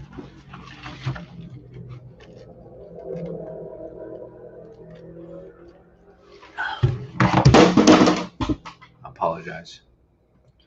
So right here it says, I'm trying to figure out what the mother's name is. I know the mother's name is Jessica, but I don't know the last name. When I zoomed in on the thing, it said like Locus or Lewis, but I don't know the full. I'm not even sure if that's the mom. It looked like the mom that was in that family Zoom call because everybody else had the same name other than that one young lady that was off to the side, and it looked just like her mother. So I was like, man, that makes sense. If you're trying to do some detective work and you're trying to piece the puzzle together, you would think that in that situation, that's probably the mother because it looks just like her. So I'm trying to find out right now through looking through these pages and stuff. I see what the father's been saying. I see what social media says. I see the video. Now I need to see mom. I need to know what's going on with mom. This is going to kind of help me bring everything together a little bit here to figure out exactly what my first initial impression is on this whole entire situation. I haven't drawn that up yet. This person here said 4 hours ago, I didn't read all posts. Who is mom and dad? That's who I want to find out. I want to find out what the mom's name is. if I can find out who her name is and vet her, then I might be able to draw a better conclusion. Has a private investigator been hired? They could find out the address of the dad to do a wellness check, and it would be good to monitor. You don't have to hire a private investigator to do that. You call up the local police department and you say, hey, could you stop by and do a wellness check? You don't even have to be affiliated with that family. You can ask to do that on your neighbor. You can ask to do that on your enemy.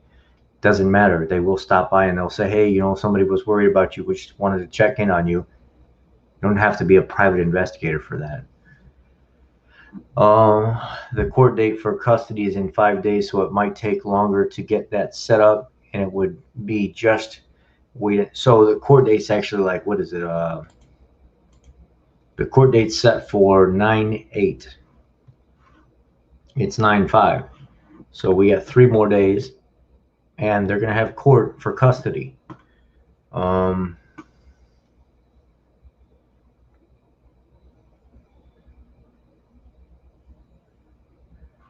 Why I don't understand why people are trying to find this guy before they actually know everything. These people don't even know everything that's going on yet. I'm not talking trash about him or anything like that. But what I'm saying is, I don't think it's a good idea to be going to the extent of this, because you could get in a lot of trouble for this, and people don't understand that.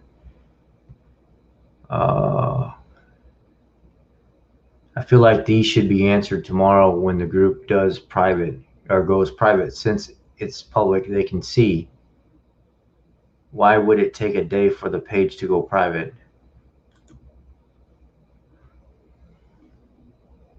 Genuine question. All you have to do is just set it to private. No, it doesn't. This girl right here that says once a group is public, it takes time for it to go into effect of being private. No, it doesn't. I admin 7 different groups. They're my groups. And then I admin and moderate 4 other groups, and I have 3 of my own business pages. Once you set that group to private, it's immediate. It does not take a whole day for it to go through, so that is not correct information.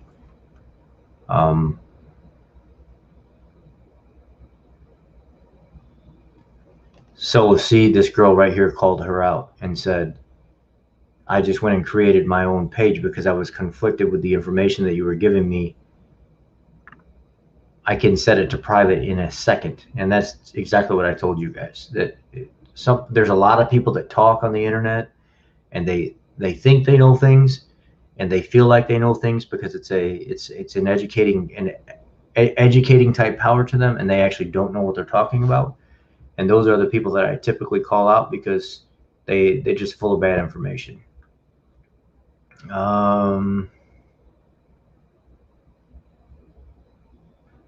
This admin right here said, I agree. I wonder why you were able to and we had to wait. You didn't have to wait.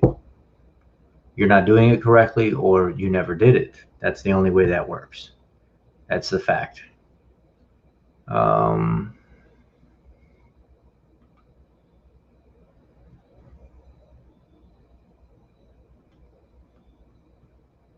Can an admin pin the post to the top of the page, please? It is pinned in the announcements. Why wouldn't the judge let the grandma be alone with Sloan?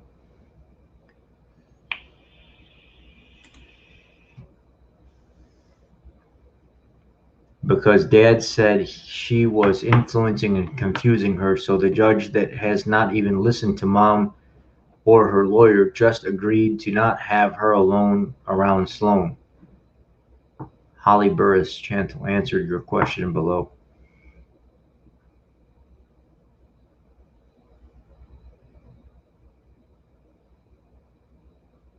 So Becky Thompson is answering as if she is the grandmother. So Holly Burris, the dad said I was going to overdose her. Holly Burris, that was the thing I remember hearing. So the dad doesn't want the grandmother with her alone because the dad thinks that she's going to overdose her. Oh man, guys, we are getting deep.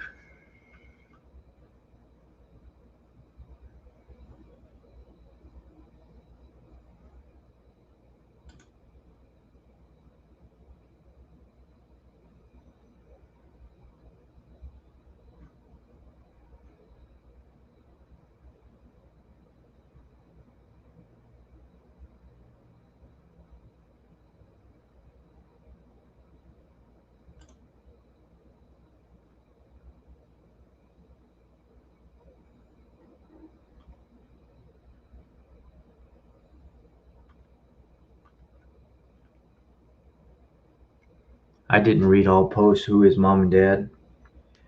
First, I would like to say I am on Sloan's side, but myself and others have questions. How did the mother originally lose custody? How long has she gone without it? What's the custody agreement now? What's the next court date? And how can I help? And before anyone gets upset, these questions have been asked, but people have been blocked before asking. All I have seen was 2 videos of an exchange and some written things. If I'm contributing time and money to back this, I would like to know. Thank you. That's exactly why I'm doing my research right now, because I don't want to get emotional and point the finger at somebody before I know what is going on. So one of the admin tagged this person here, Cheyenne Sky and Sonny Landon. She violated court orders every time Sloan would not go to visit her father and will not be able to explain to the judge that the police told her she didn't have to until Tuesday. Since the video 8/18, she has been without custody of Sloan. He has temporary physical custody until 9/18.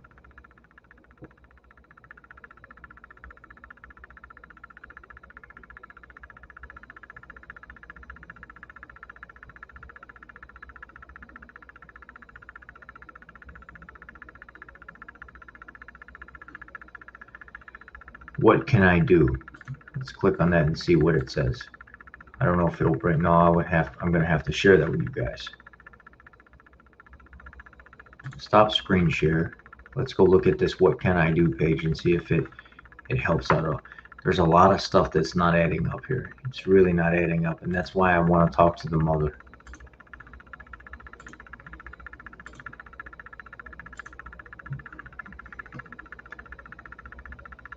So sign and share our petition, watch and share the video, Cash App, PayPal, join the Facebook group, or use the following hashtags whenever you can.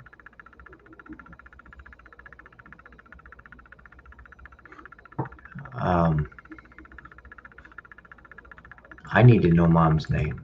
I want to be able to look and see what's going on with mom. That's what I need to know. I need to know what is going on with the mother, what she's, what's going on in her life.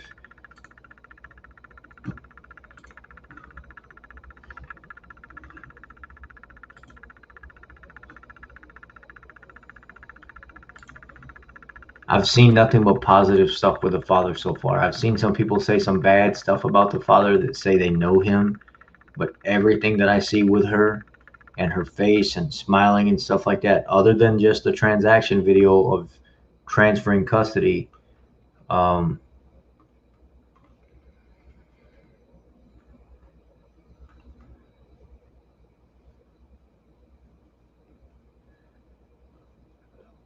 so this guy is an admin, or this girl is an admin, and took a picture off of her husband or her ex's page and zoomed in on it. I did the same thing, and this is not a bruise. It's where her collarbone dips down right here. And they're like, what is this? Just brought to my attention. Call police department. These are people that are reaching for stuff. When you have a child's life in your hands and you have the ability to administer something or admin a page for a child, it's critical that you worry about that child and you don't try to create issues. And these are people that are going into people's private lives and they're becoming authoritative figures in their private lives, and they're creating issues.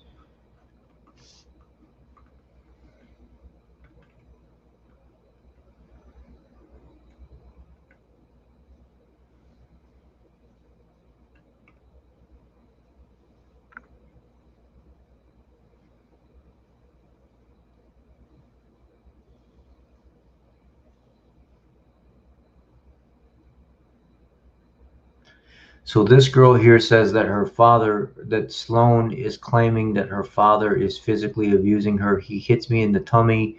He hits me. He's going to hurt me in the car. He's mad at me. And due to her mom being misinformed about the court date, Sloan's father, her abuser, now has temporary full custody of Sloan.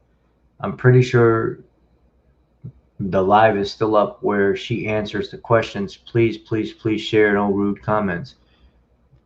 Well, I would like to know where this live thing is. I would like to go see it, and I don't see it anywhere. I'm not getting these answers. Oh, she's talking about the incident where they're transferring from the mother to the father. She said something about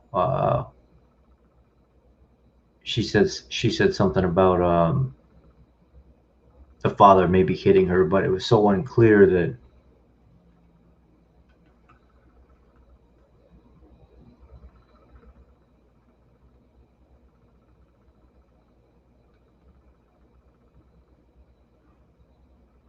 update. My post got removed due to not being about Sophie. I'm trying, guys. I'm gonna be inviting some people.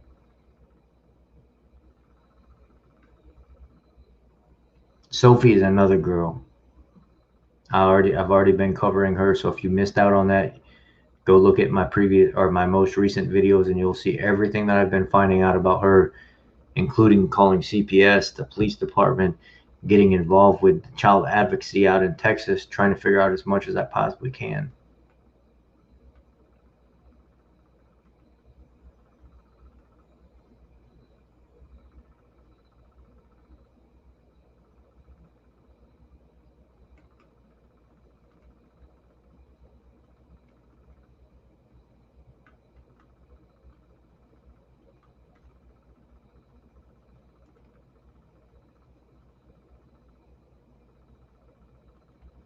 I don't know who mom's name is.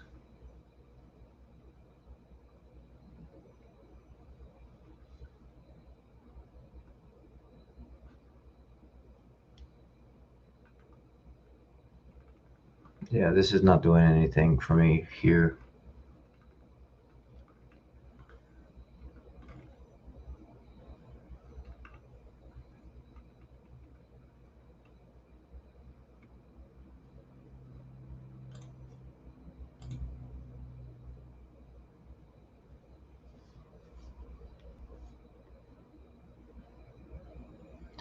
All right, so here we go. Sloan Thompson is a 4-year. Let me see if you guys can see this. There's more information here. Sloan Thompson is a 4-year-old girl from Southern California. Her parents separated when she was 2. At the end of 2019, a temporary restraining order against her father expired and he was granted weekend visits. Everything was fine until May of 2020 when Sloan didn't want to go for her visits anymore. She started crying every time she had to go to her father's for 36 hours and resisted during custody exchanges. There are videos of Sloan telling police officers that her father hurts her, and these officers confirming with Sloan's mother, Simone,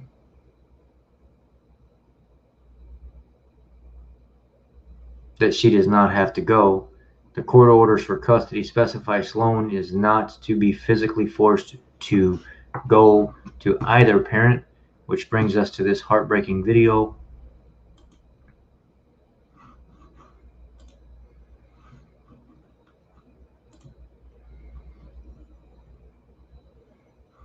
They caught our attention. Sloan is putting up a fight, crying and trying to make excuses not to go with her dad's for visitation. Her father's lawyer threatened to file an injunction the next day to send Simone to jail for violating the civil orders if Sloan did not go to her father's.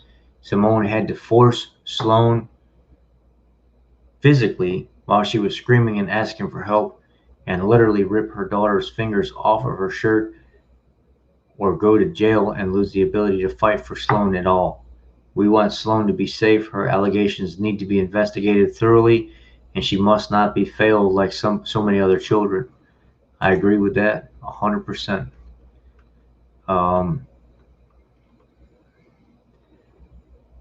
So if the mom's name is Simone, I wonder if I could search that.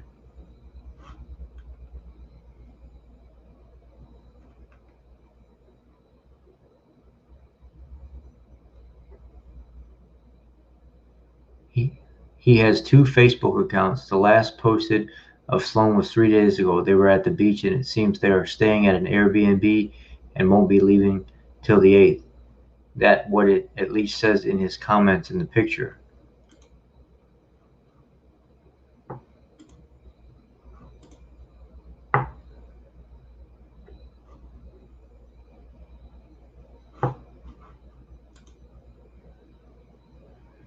But it's weird because in the group rules, they're saying that they don't want people posting stuff about him.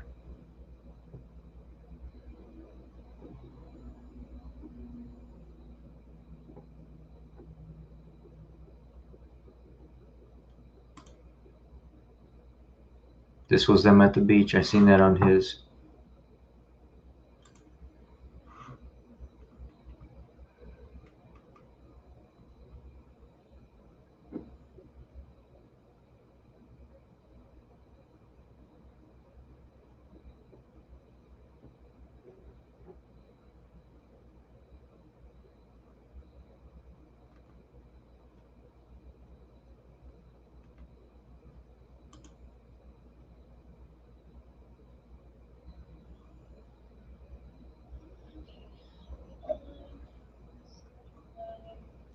Reach out, contact info, or we are holding him accountable to hear English facts. Yes.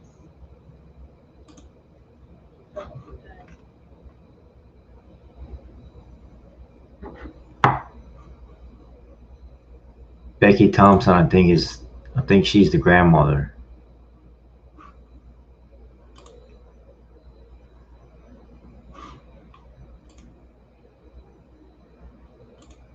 So Becky Thompson, I'm pretty sure is grandma. Yeah, she looks just like her daughter. So Simone Thompson would be. So that's what I'll try to do next. I'll try to see while we're investigating. This is my granddaughter. She's terrified to go with her father. If you'd like, you could share it and sign the petition. Any new updates this guy's asking?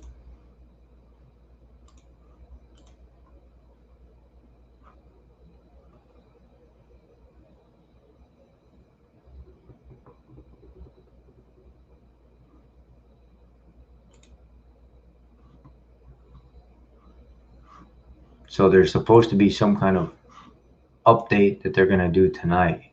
It says live show with mom tonight. And that was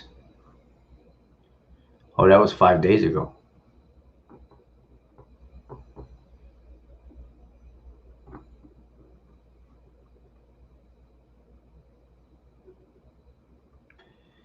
What happened?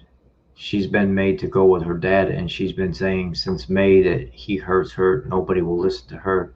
If you could please share and sign the petition.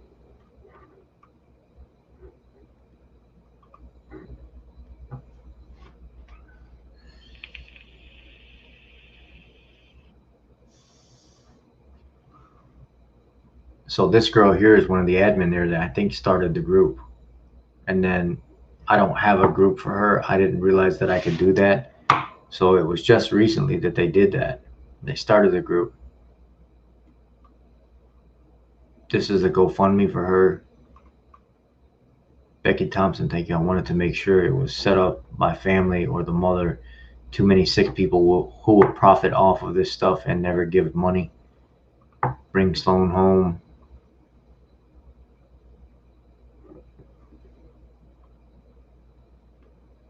She's in Malibu with the father or she's safe.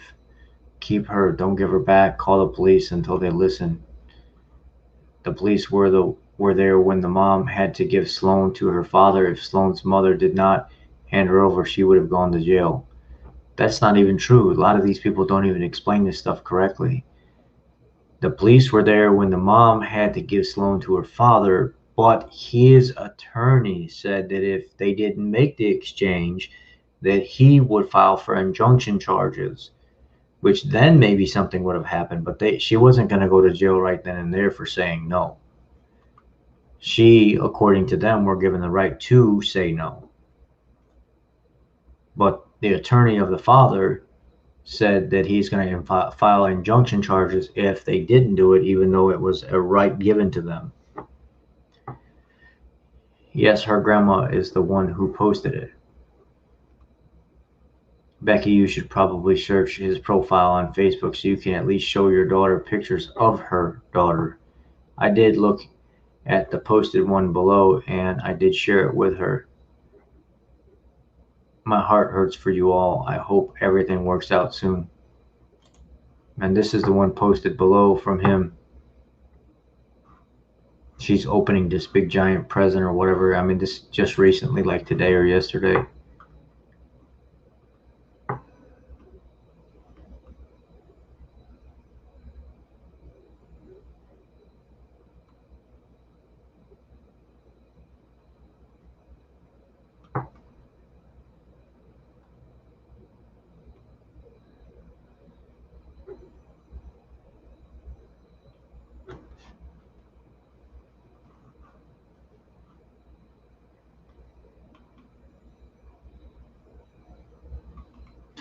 Is there a reason you were mandated by court not to be around Sloan alone as the grandma? And how long were they at this place prior to this video?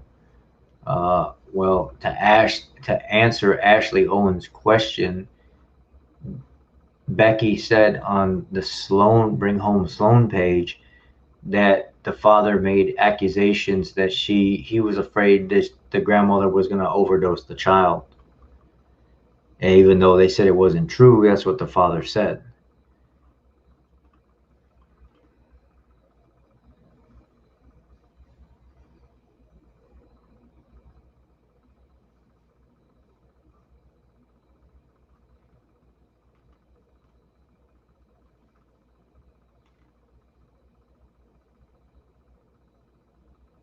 Going to be talking with my daughter on Sunday.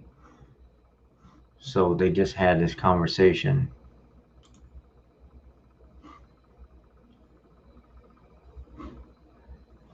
Okay, so the YouTube video where they had the conversation was private.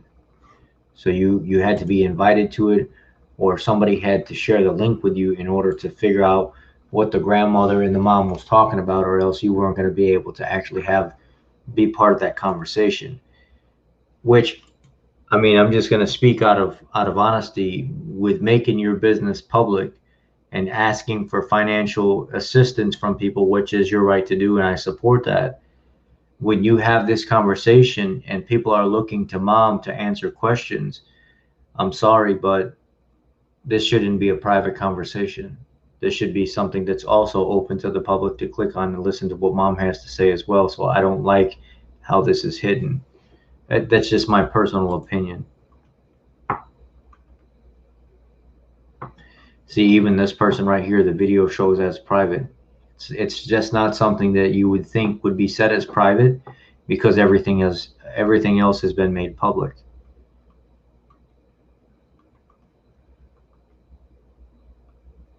Help mother get her 4-year-old daughter back.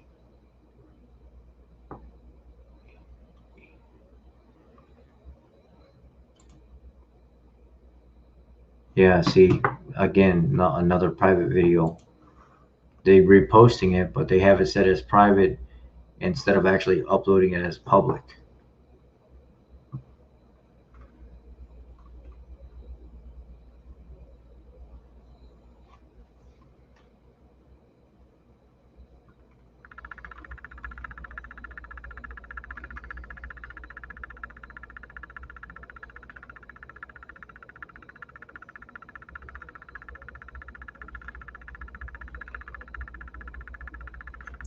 So I wonder if I could find the daughter by typing in the name that was given earlier, Simone Thompson, Wisconsin.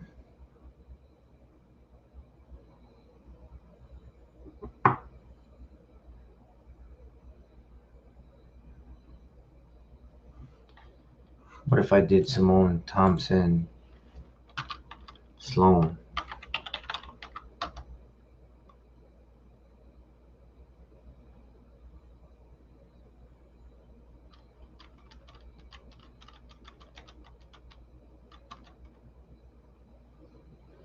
No, I can't do that. It's not working. Or if I did Simone Thompson and then Florida.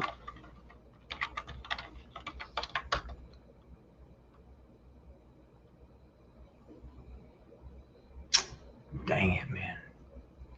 I want to see the mom's Facebook page. I may have to go back to the grandma's page and look through her family. Oh, you know what? That's what I'll do. Go back, go back, go back. Go back here.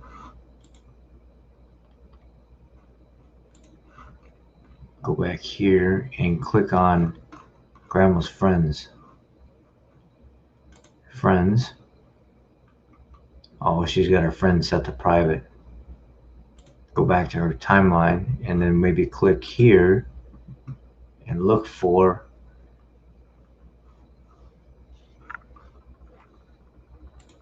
go all.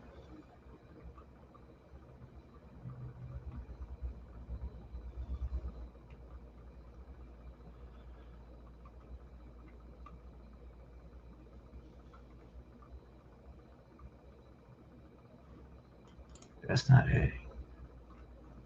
You can also go more. No. About. And then you can go look at family.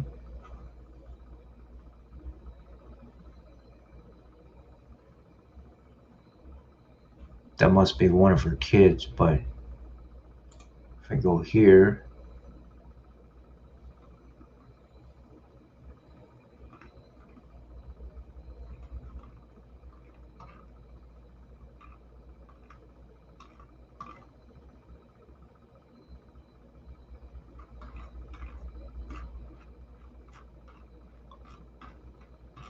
I wonder if he's friends with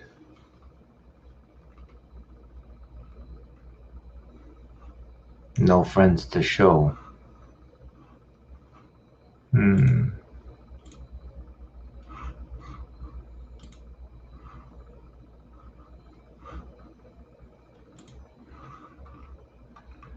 Where is mom? I gotta find him. Mom.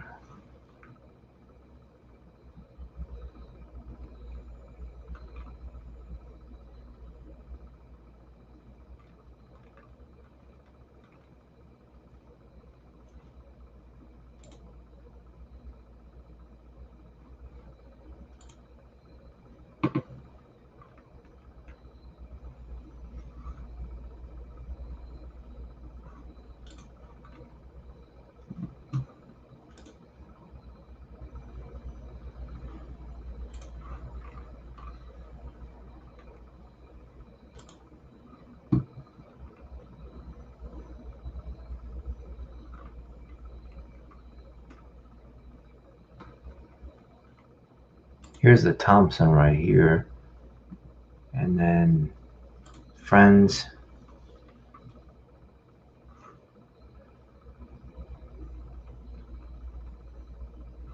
Bingo. Got it. I knew I would find it. There's the mother right there.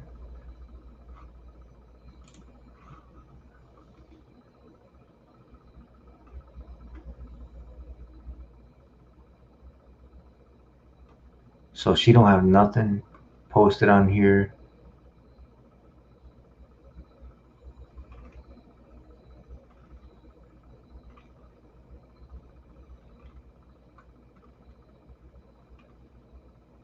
She don't even have nothing at all. 2016.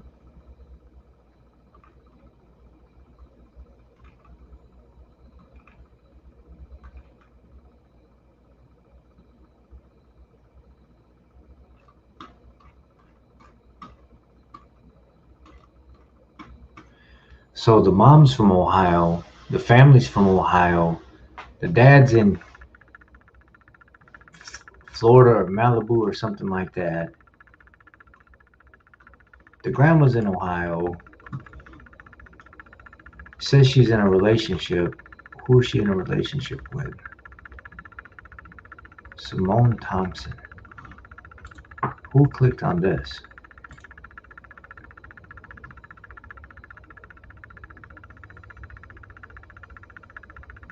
Here's Rosalind Thompson. What's that guy's name again? His name is Bobby Ashurst. Well, did he ever click on any of this stuff? Did he ever like anything back when they were dating? Bobby Ashurst.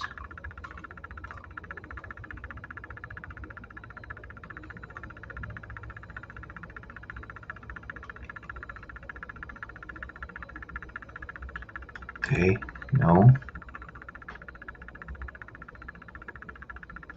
What about here?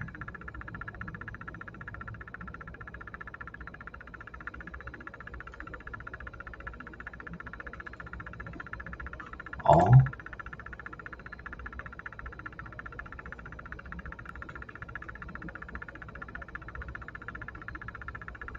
Man, I'm not.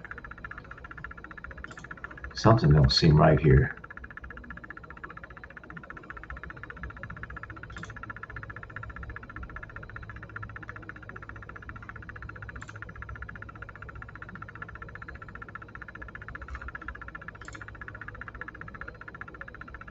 This is back in 2017. This girl don't even really. This is the mother, but she looks young, super young compared to that guy. That guy looks like he's in his early 30s.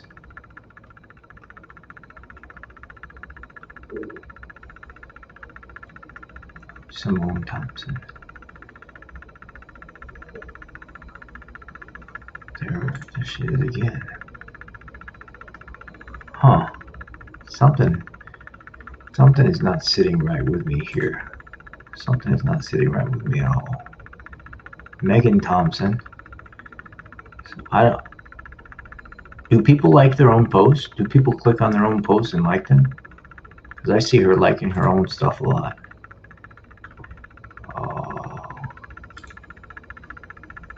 You would think that at some point in time he would have had some kind of interaction with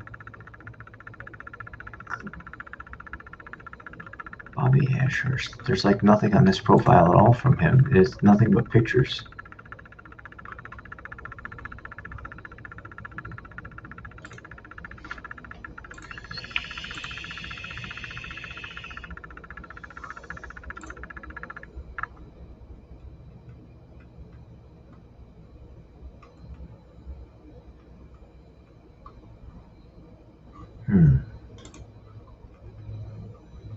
This is back in 2016.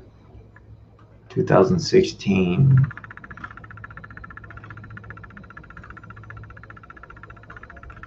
There's no pictures of that little girl on this profile at all.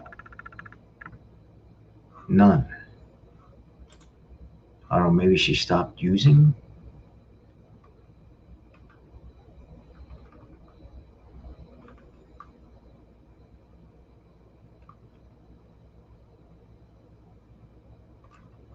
I don't even know what to think right now. What the heck is going on? There's no pictures of the kid. That looks just like her.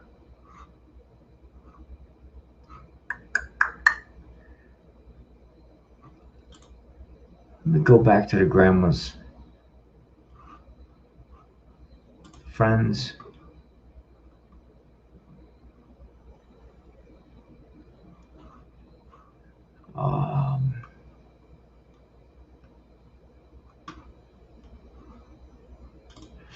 Bobby.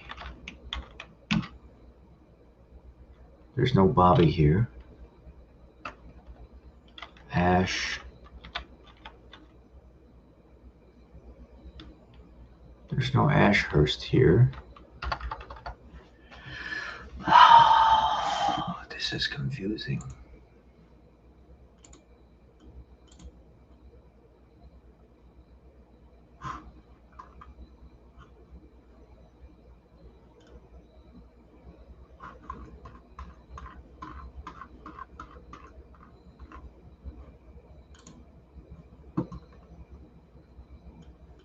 Mary Thompson, her friends,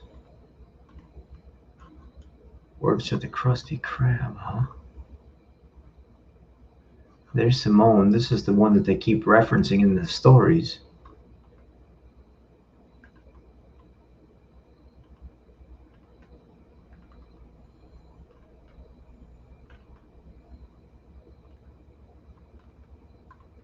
Guys, this is weird. This is odd. This is really odd, unless this is a profile that person doesn't even use anymore.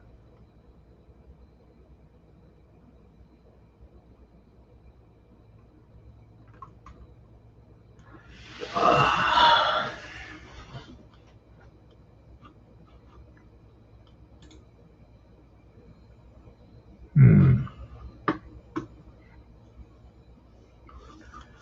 Okay, let's see who the admin are of this group. About.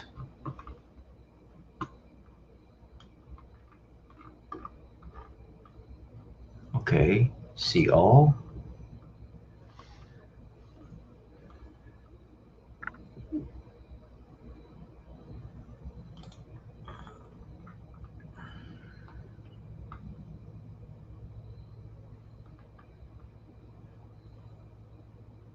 Jamie Williams. Why would the mother not want to be part of this at all? I guess, well, because sometimes they do order the parents not to use anything with social media and the kids. Madness, devotion, moderator, moderator, moderator, moderator, moderator, admin.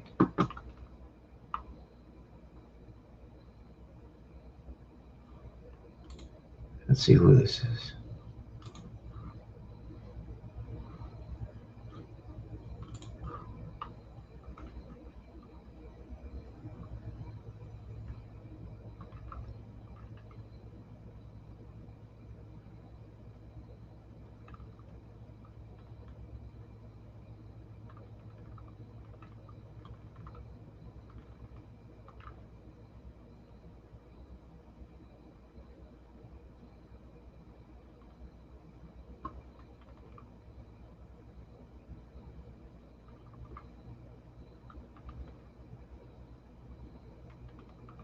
So whoever this is,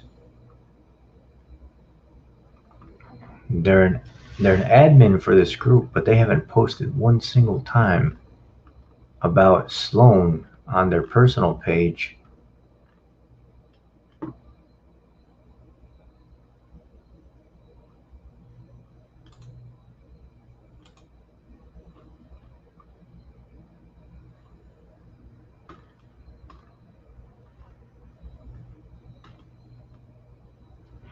I wonder if any of the admin have posted anything about this girl that they're supposed to be administering for and moderating for on their personal page.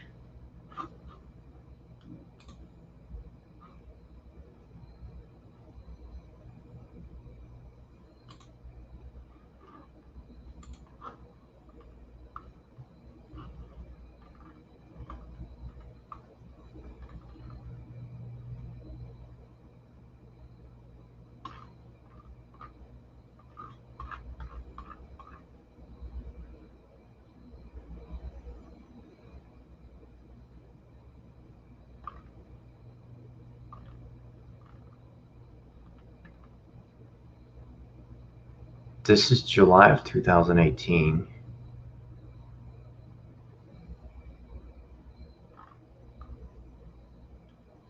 There's another administrator that posts nothing about this little girl on her page.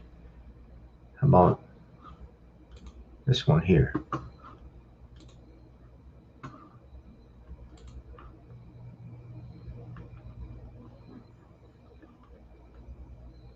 July 2019.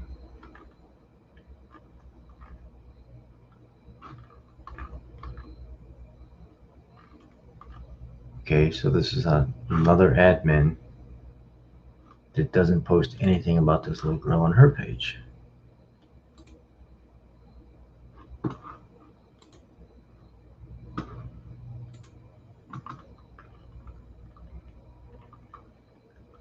Finally, an admin that shared something about this girl.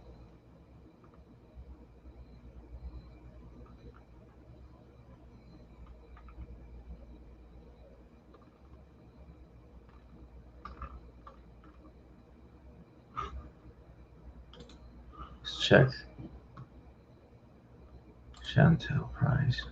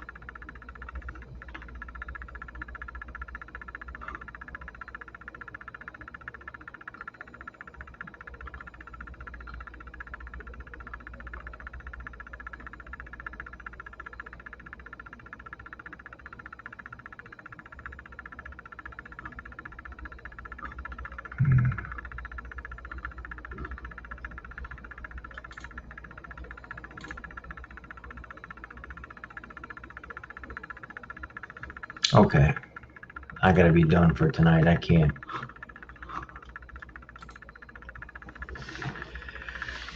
I'm trying to dig into this, guys, and so from what I understand is the story is the mother missed a court date, and because she missed a court date, they say she was uninformed about the court date. It terminated her rights as the mother, and he had full custody. The child is supposedly saying that she's getting hit by the father. She's terrified to go back to him. Everything on the father's Facebook page is just super positive, and it's all about love for his daughter and stuff like that. I guess there was a long period of time where his rights were terminated, but when that time came up, he was then offered visitations, which eventually led to him getting custody of her because the mother violated one of the court dates. And now the claim is the father is abusing the child, and it was very tormenting to her to go back to the father. In the video that we shared in the beginning of the stream, and I like to dig in and try to investigate as much as I possibly can about all parties. I can find the father and the information he's putting out. I can find the grandmother and the information she's putting out. I can find the groups that they have created that are trying to raise money and stuff and all this other stuff that's going on for Sloan. But when I find the mother, it's something that was posted, the last post, which I had to dig through several people's profiles to even get to the mother, which is Simone Thompson. And it said in two of those articles, it kept referencing the name Simone. And then when I picked up the name Thompson from the mother, the grandmother's last name, and then family that she was affiliated with, I bounced around to the family members until I seen Simone in the friends list. Click on her profile, and it's stuff that's not even updated. It's nothing but pictures of her, no pictures of her child at all anywhere on her page. This is confusing to me. Very confusing. What do you think? Can somebody give me their opinion on from everything that we've gathered so far and what we have done so far? What's your opinion right now? You've seen the video of her just screaming bloody murder, not wanting to go to her father, saying that she wants to be with her mom, she wants to be with her mom, she wants to be with her mom. The lack of emotion in the dad's face while he was taking custody of the child. The judge saying that if the child feels uncomfortable from going from one parent to the other, from that parent to the other, then at that point you can make the decision whether or not you want to give the child up for that visit.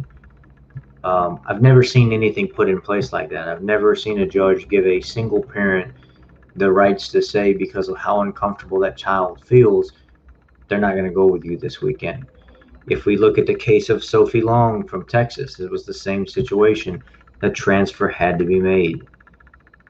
So they had to force the child to go with no other stipulation there. There was nothing put in place that said if the child doesn't want to go, they don't go, which I think in some situations like this, the mother and father need to look at each other and say, look, it's probably best that they just stay with you, the one they feel comfortable with, because something's going on this week, and obviously we don't want to make it worse.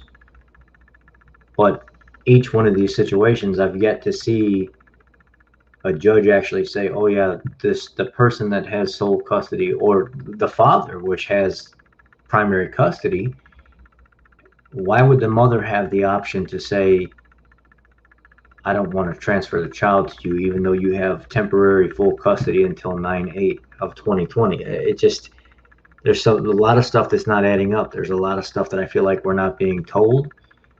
You can tell the daughter there's obviously an issue there, which I feel really, really bad for her. But I also feel that there's information that we're not being given. And there's stuff that just doesn't make sense. So, you know, I got a couple people watching right now. Does somebody have an opinion on any of this yet? I would love to hear it, to maybe ease my mind.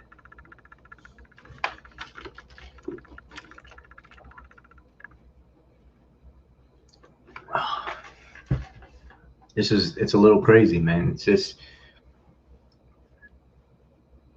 I don't know what else to say. I mean, other than to just wait and follow this and, you know, just kind of see what's going on. Why is the link to the conversation that was between the grandmother and the daughter set up on YouTube as a private link when everything else has been made public? Why would you not let the rest of us that are active in donating and spreading the message and hashtag save Sloan, bring Sloan home? Why would that not be something that's released for everybody else to hear as well?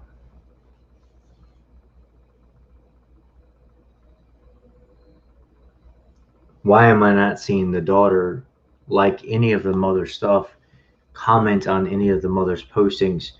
I mean, I scrolled back far and you can't even see the daughter commenting on anything. You can't even see her clicking on stuff to like it. And then when you go click on the daughter's page, there's nothing about her child at all. There's nothing about her and a child at all. There's nothing but just pictures of her. And that's pretty much it, unless there's another page that they have private that nobody can find. I mean, I don't know. So, anybody, anything? I mean, can somebody give me their opinion on the situation, please, before we get off of here? Something to just make me feel better about this. Or do you think we just, are you in the same boat as me? Like, some of the stuff's not adding up and you just want to wait until you,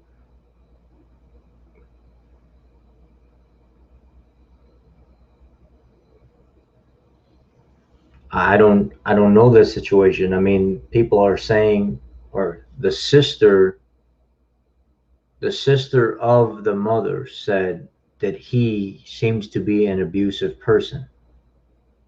So we're only hearing one individual person say that he was actually an abusive person. That's like laying that claim to say, he did this, he did this, he did this, he did this, and then my husband had to get involved, and there was a restraining order put against him. But that's literally all we know of the situation right now. It's just that one girl saying something, you know, keep taking up for her sister, and then people saying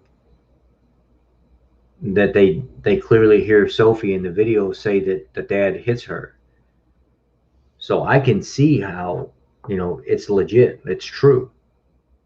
But there's nothing that I'm seeing so far that's consistent. You know, I would like something, you know, that says this is what he's done. This is what Sophie says. This is what he says. This has been our relationship. So then we could look at things and say, you know what, I'm seeing this, I'm seeing that, I'm not really seeing that too much. And then you kind of draw up your own conclusion until everything's said and done. My main focus is really on the child, but part of that focus also has to be what parent is doing what parent is causing the issue. Is there an issue at all? Apparently so, because of how terrified she is to go to her father. So, I'm leaning more towards he's probably an abusive person. He's, he may have his moments where he roid rage acts out because, with him being a pro athlete or a pro bodybuilder, a lot of those guys that perform at the pro level, they have a lot of freaking mood swings, man. They get super freaking mean when they're on their junk and stuff like that, and it does switch their personalities and stuff up. I had a best friend when I was in Iraq. He started taking drugs, roids, and he's the coolest guy in the world. But when he was on that stuff, man, it was almost like uh, it was almost like his personality changed, and then he was a jerk to everybody. He would want to try to fight and box people for no damn reason. And I was like, man, this dude is just absolutely nuts. Well, with her father being in professional sports like that and being a pro bodybuilder, I could see how some of that would play into effect just by looking at the things that I know and kind of dealing with sports throughout my life. Um, I think I think the things don't add up that was being said about, they said that the judge gave them the ability to say no on a transfer if the child doesn't feel comfortable. An attorney saying that he's going to file for injunction orders doesn't override a judge. So I was abused also myself. I have, other videos here with my link and stuff here as well. So that's why I sympathize with the child, but I also have to take that biased side of what I've dealt with and kind of put it behind me and look at things from a neutral standpoint, but realize what those signs and those signals and stuff are, and be aware of that. Use them as a detective tool, but not condemn somebody and point the finger before I know more about the situation. Because I know a lot of dads and moms have been accused wrongly when people didn't understand the situation. Then it's ruined the child's life because of that.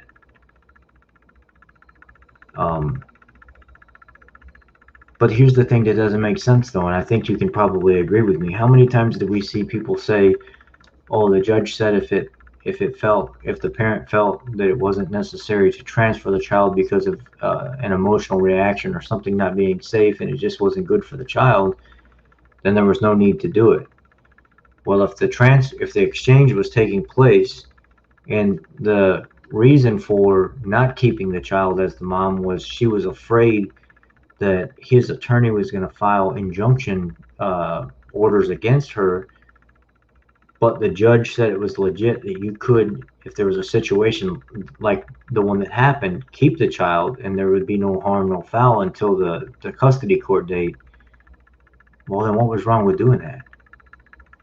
Why didn't you exercise your right and say, you know what, I was given power from somebody much higher than you and your attorney, so I'm going to keep Sloan until the court date because something's obviously wrong with her.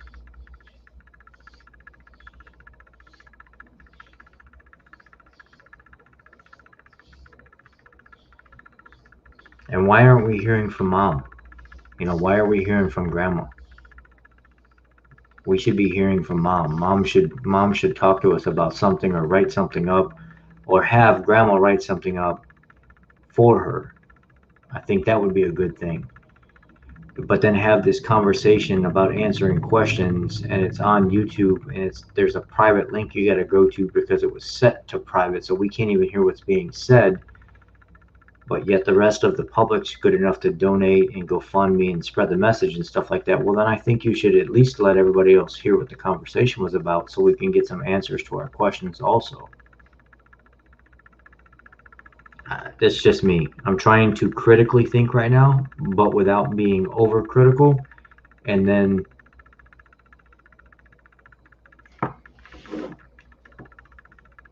point the finger at somebody. You know, obviously the issue is clearly between the girl and the dad. Now, I would need to know what the circumstances were to depend on the level of how I would react to that. But I can clearly see that the daughter doesn't need to be with him right now. I can clearly see that he doesn't, it wasn't a good fit based on that transaction. What a lot of people need to understand is a child can be very easily manipulated by people. In 1 minute you can beat the hell out of them and just ruin them and make them feel like they're the worst person in the world, and then the next minute you could go find their favorite toy or something like that, or buy them a new toy or whatever, and they're going to remember what you did. But for that moment that you capture everything on camera and stuff, they're the happiest person in the world because you've just taken just a temporary fix of some of that pain away. And that smile that you're seeing on their face and how they're reacting to something new is a temporary happiness that once it's all said and done, and that is no longer that temporary happiness, that new gift anymore, it goes right back to being sad. It always goes right back to default mode of, I'm not worth anything. You're going to hit me. I'm always scared around you. Urinating the bed in your sleep and stuff like that out of this nervous type response to things that are going on in your life. So there's a number of ways to look at these types of things, but without knowing any more about the situation other than what we've seen, I can't clearly say that I've drawn up a complete conclusion on the whole entire thing. What I can say is I see a little girl that's crying out for help. What I can say is I don't think the father should be taking her right now until they figure out exactly what's going on. And that's the gist of what I have to say right now. That's my conclusion, is the mom should have her right now until they investigate why the daughter doesn't feel comfortable with the father. That's it. I think that's where I draw the line at that point. That's all I got right now.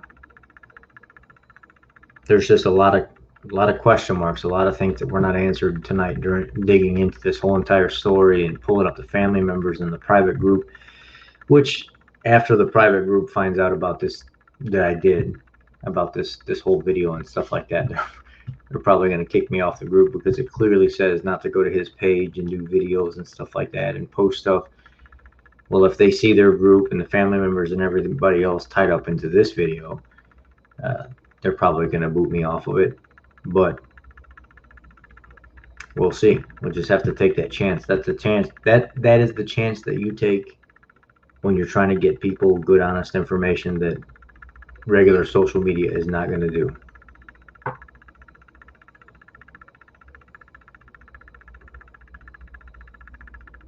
So that's my conclusion right now. My conclusion is Sloan needs to be with mom. They need to do an investigation on why she feels uncomfortable around him. And temporary full custody should be given to the mother until they figure out what is going on. And then once they can address that and get a handle of things, act appropriately from that position.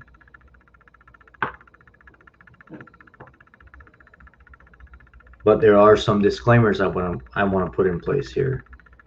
There are people that will jump on these situations and they'll run with them. They'll try to gain fame, and they'll try to get their name out there and say, oh, I did this for Sloan, and I did that for Sloan, and come subscribe to my channel and all this other stuff. And really, they really haven't done all that much at all. They haven't done any digging into anything. They haven't really tried to figure out what is what, who is who, why is why. A lot of people don't do that, and they'll try to hijack this whole investigation between us and them, and then the movement itself of bring Sloan home, that it starts to detract from the overall message. And you have to be very careful, because then people will start creating GoFundMe's, and they'll start, here's my Cash App, Salone62, or Sloan money sign 62, or whatever you will, and then you're donating the money that you think is part of the family, and they're really not.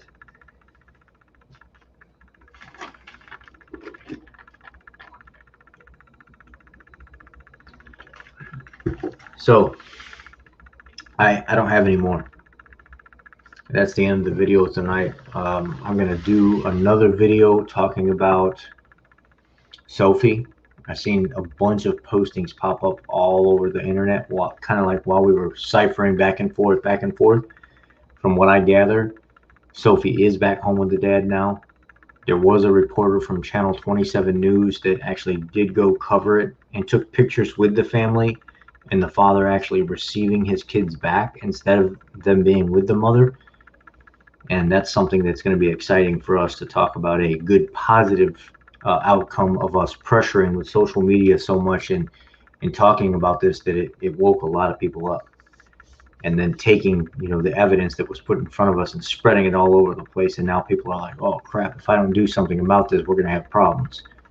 So I did see that the kids were being transferred back to the father, and I want to look into that.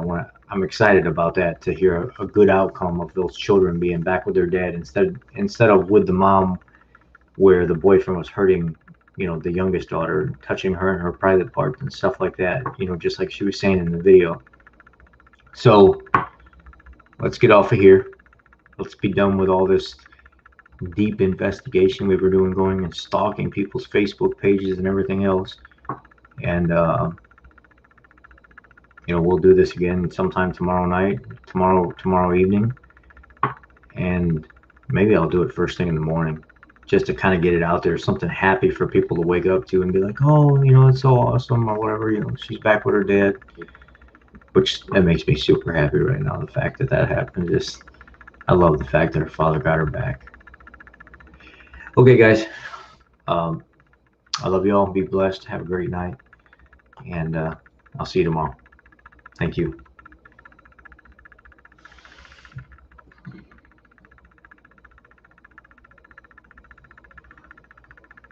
That's right.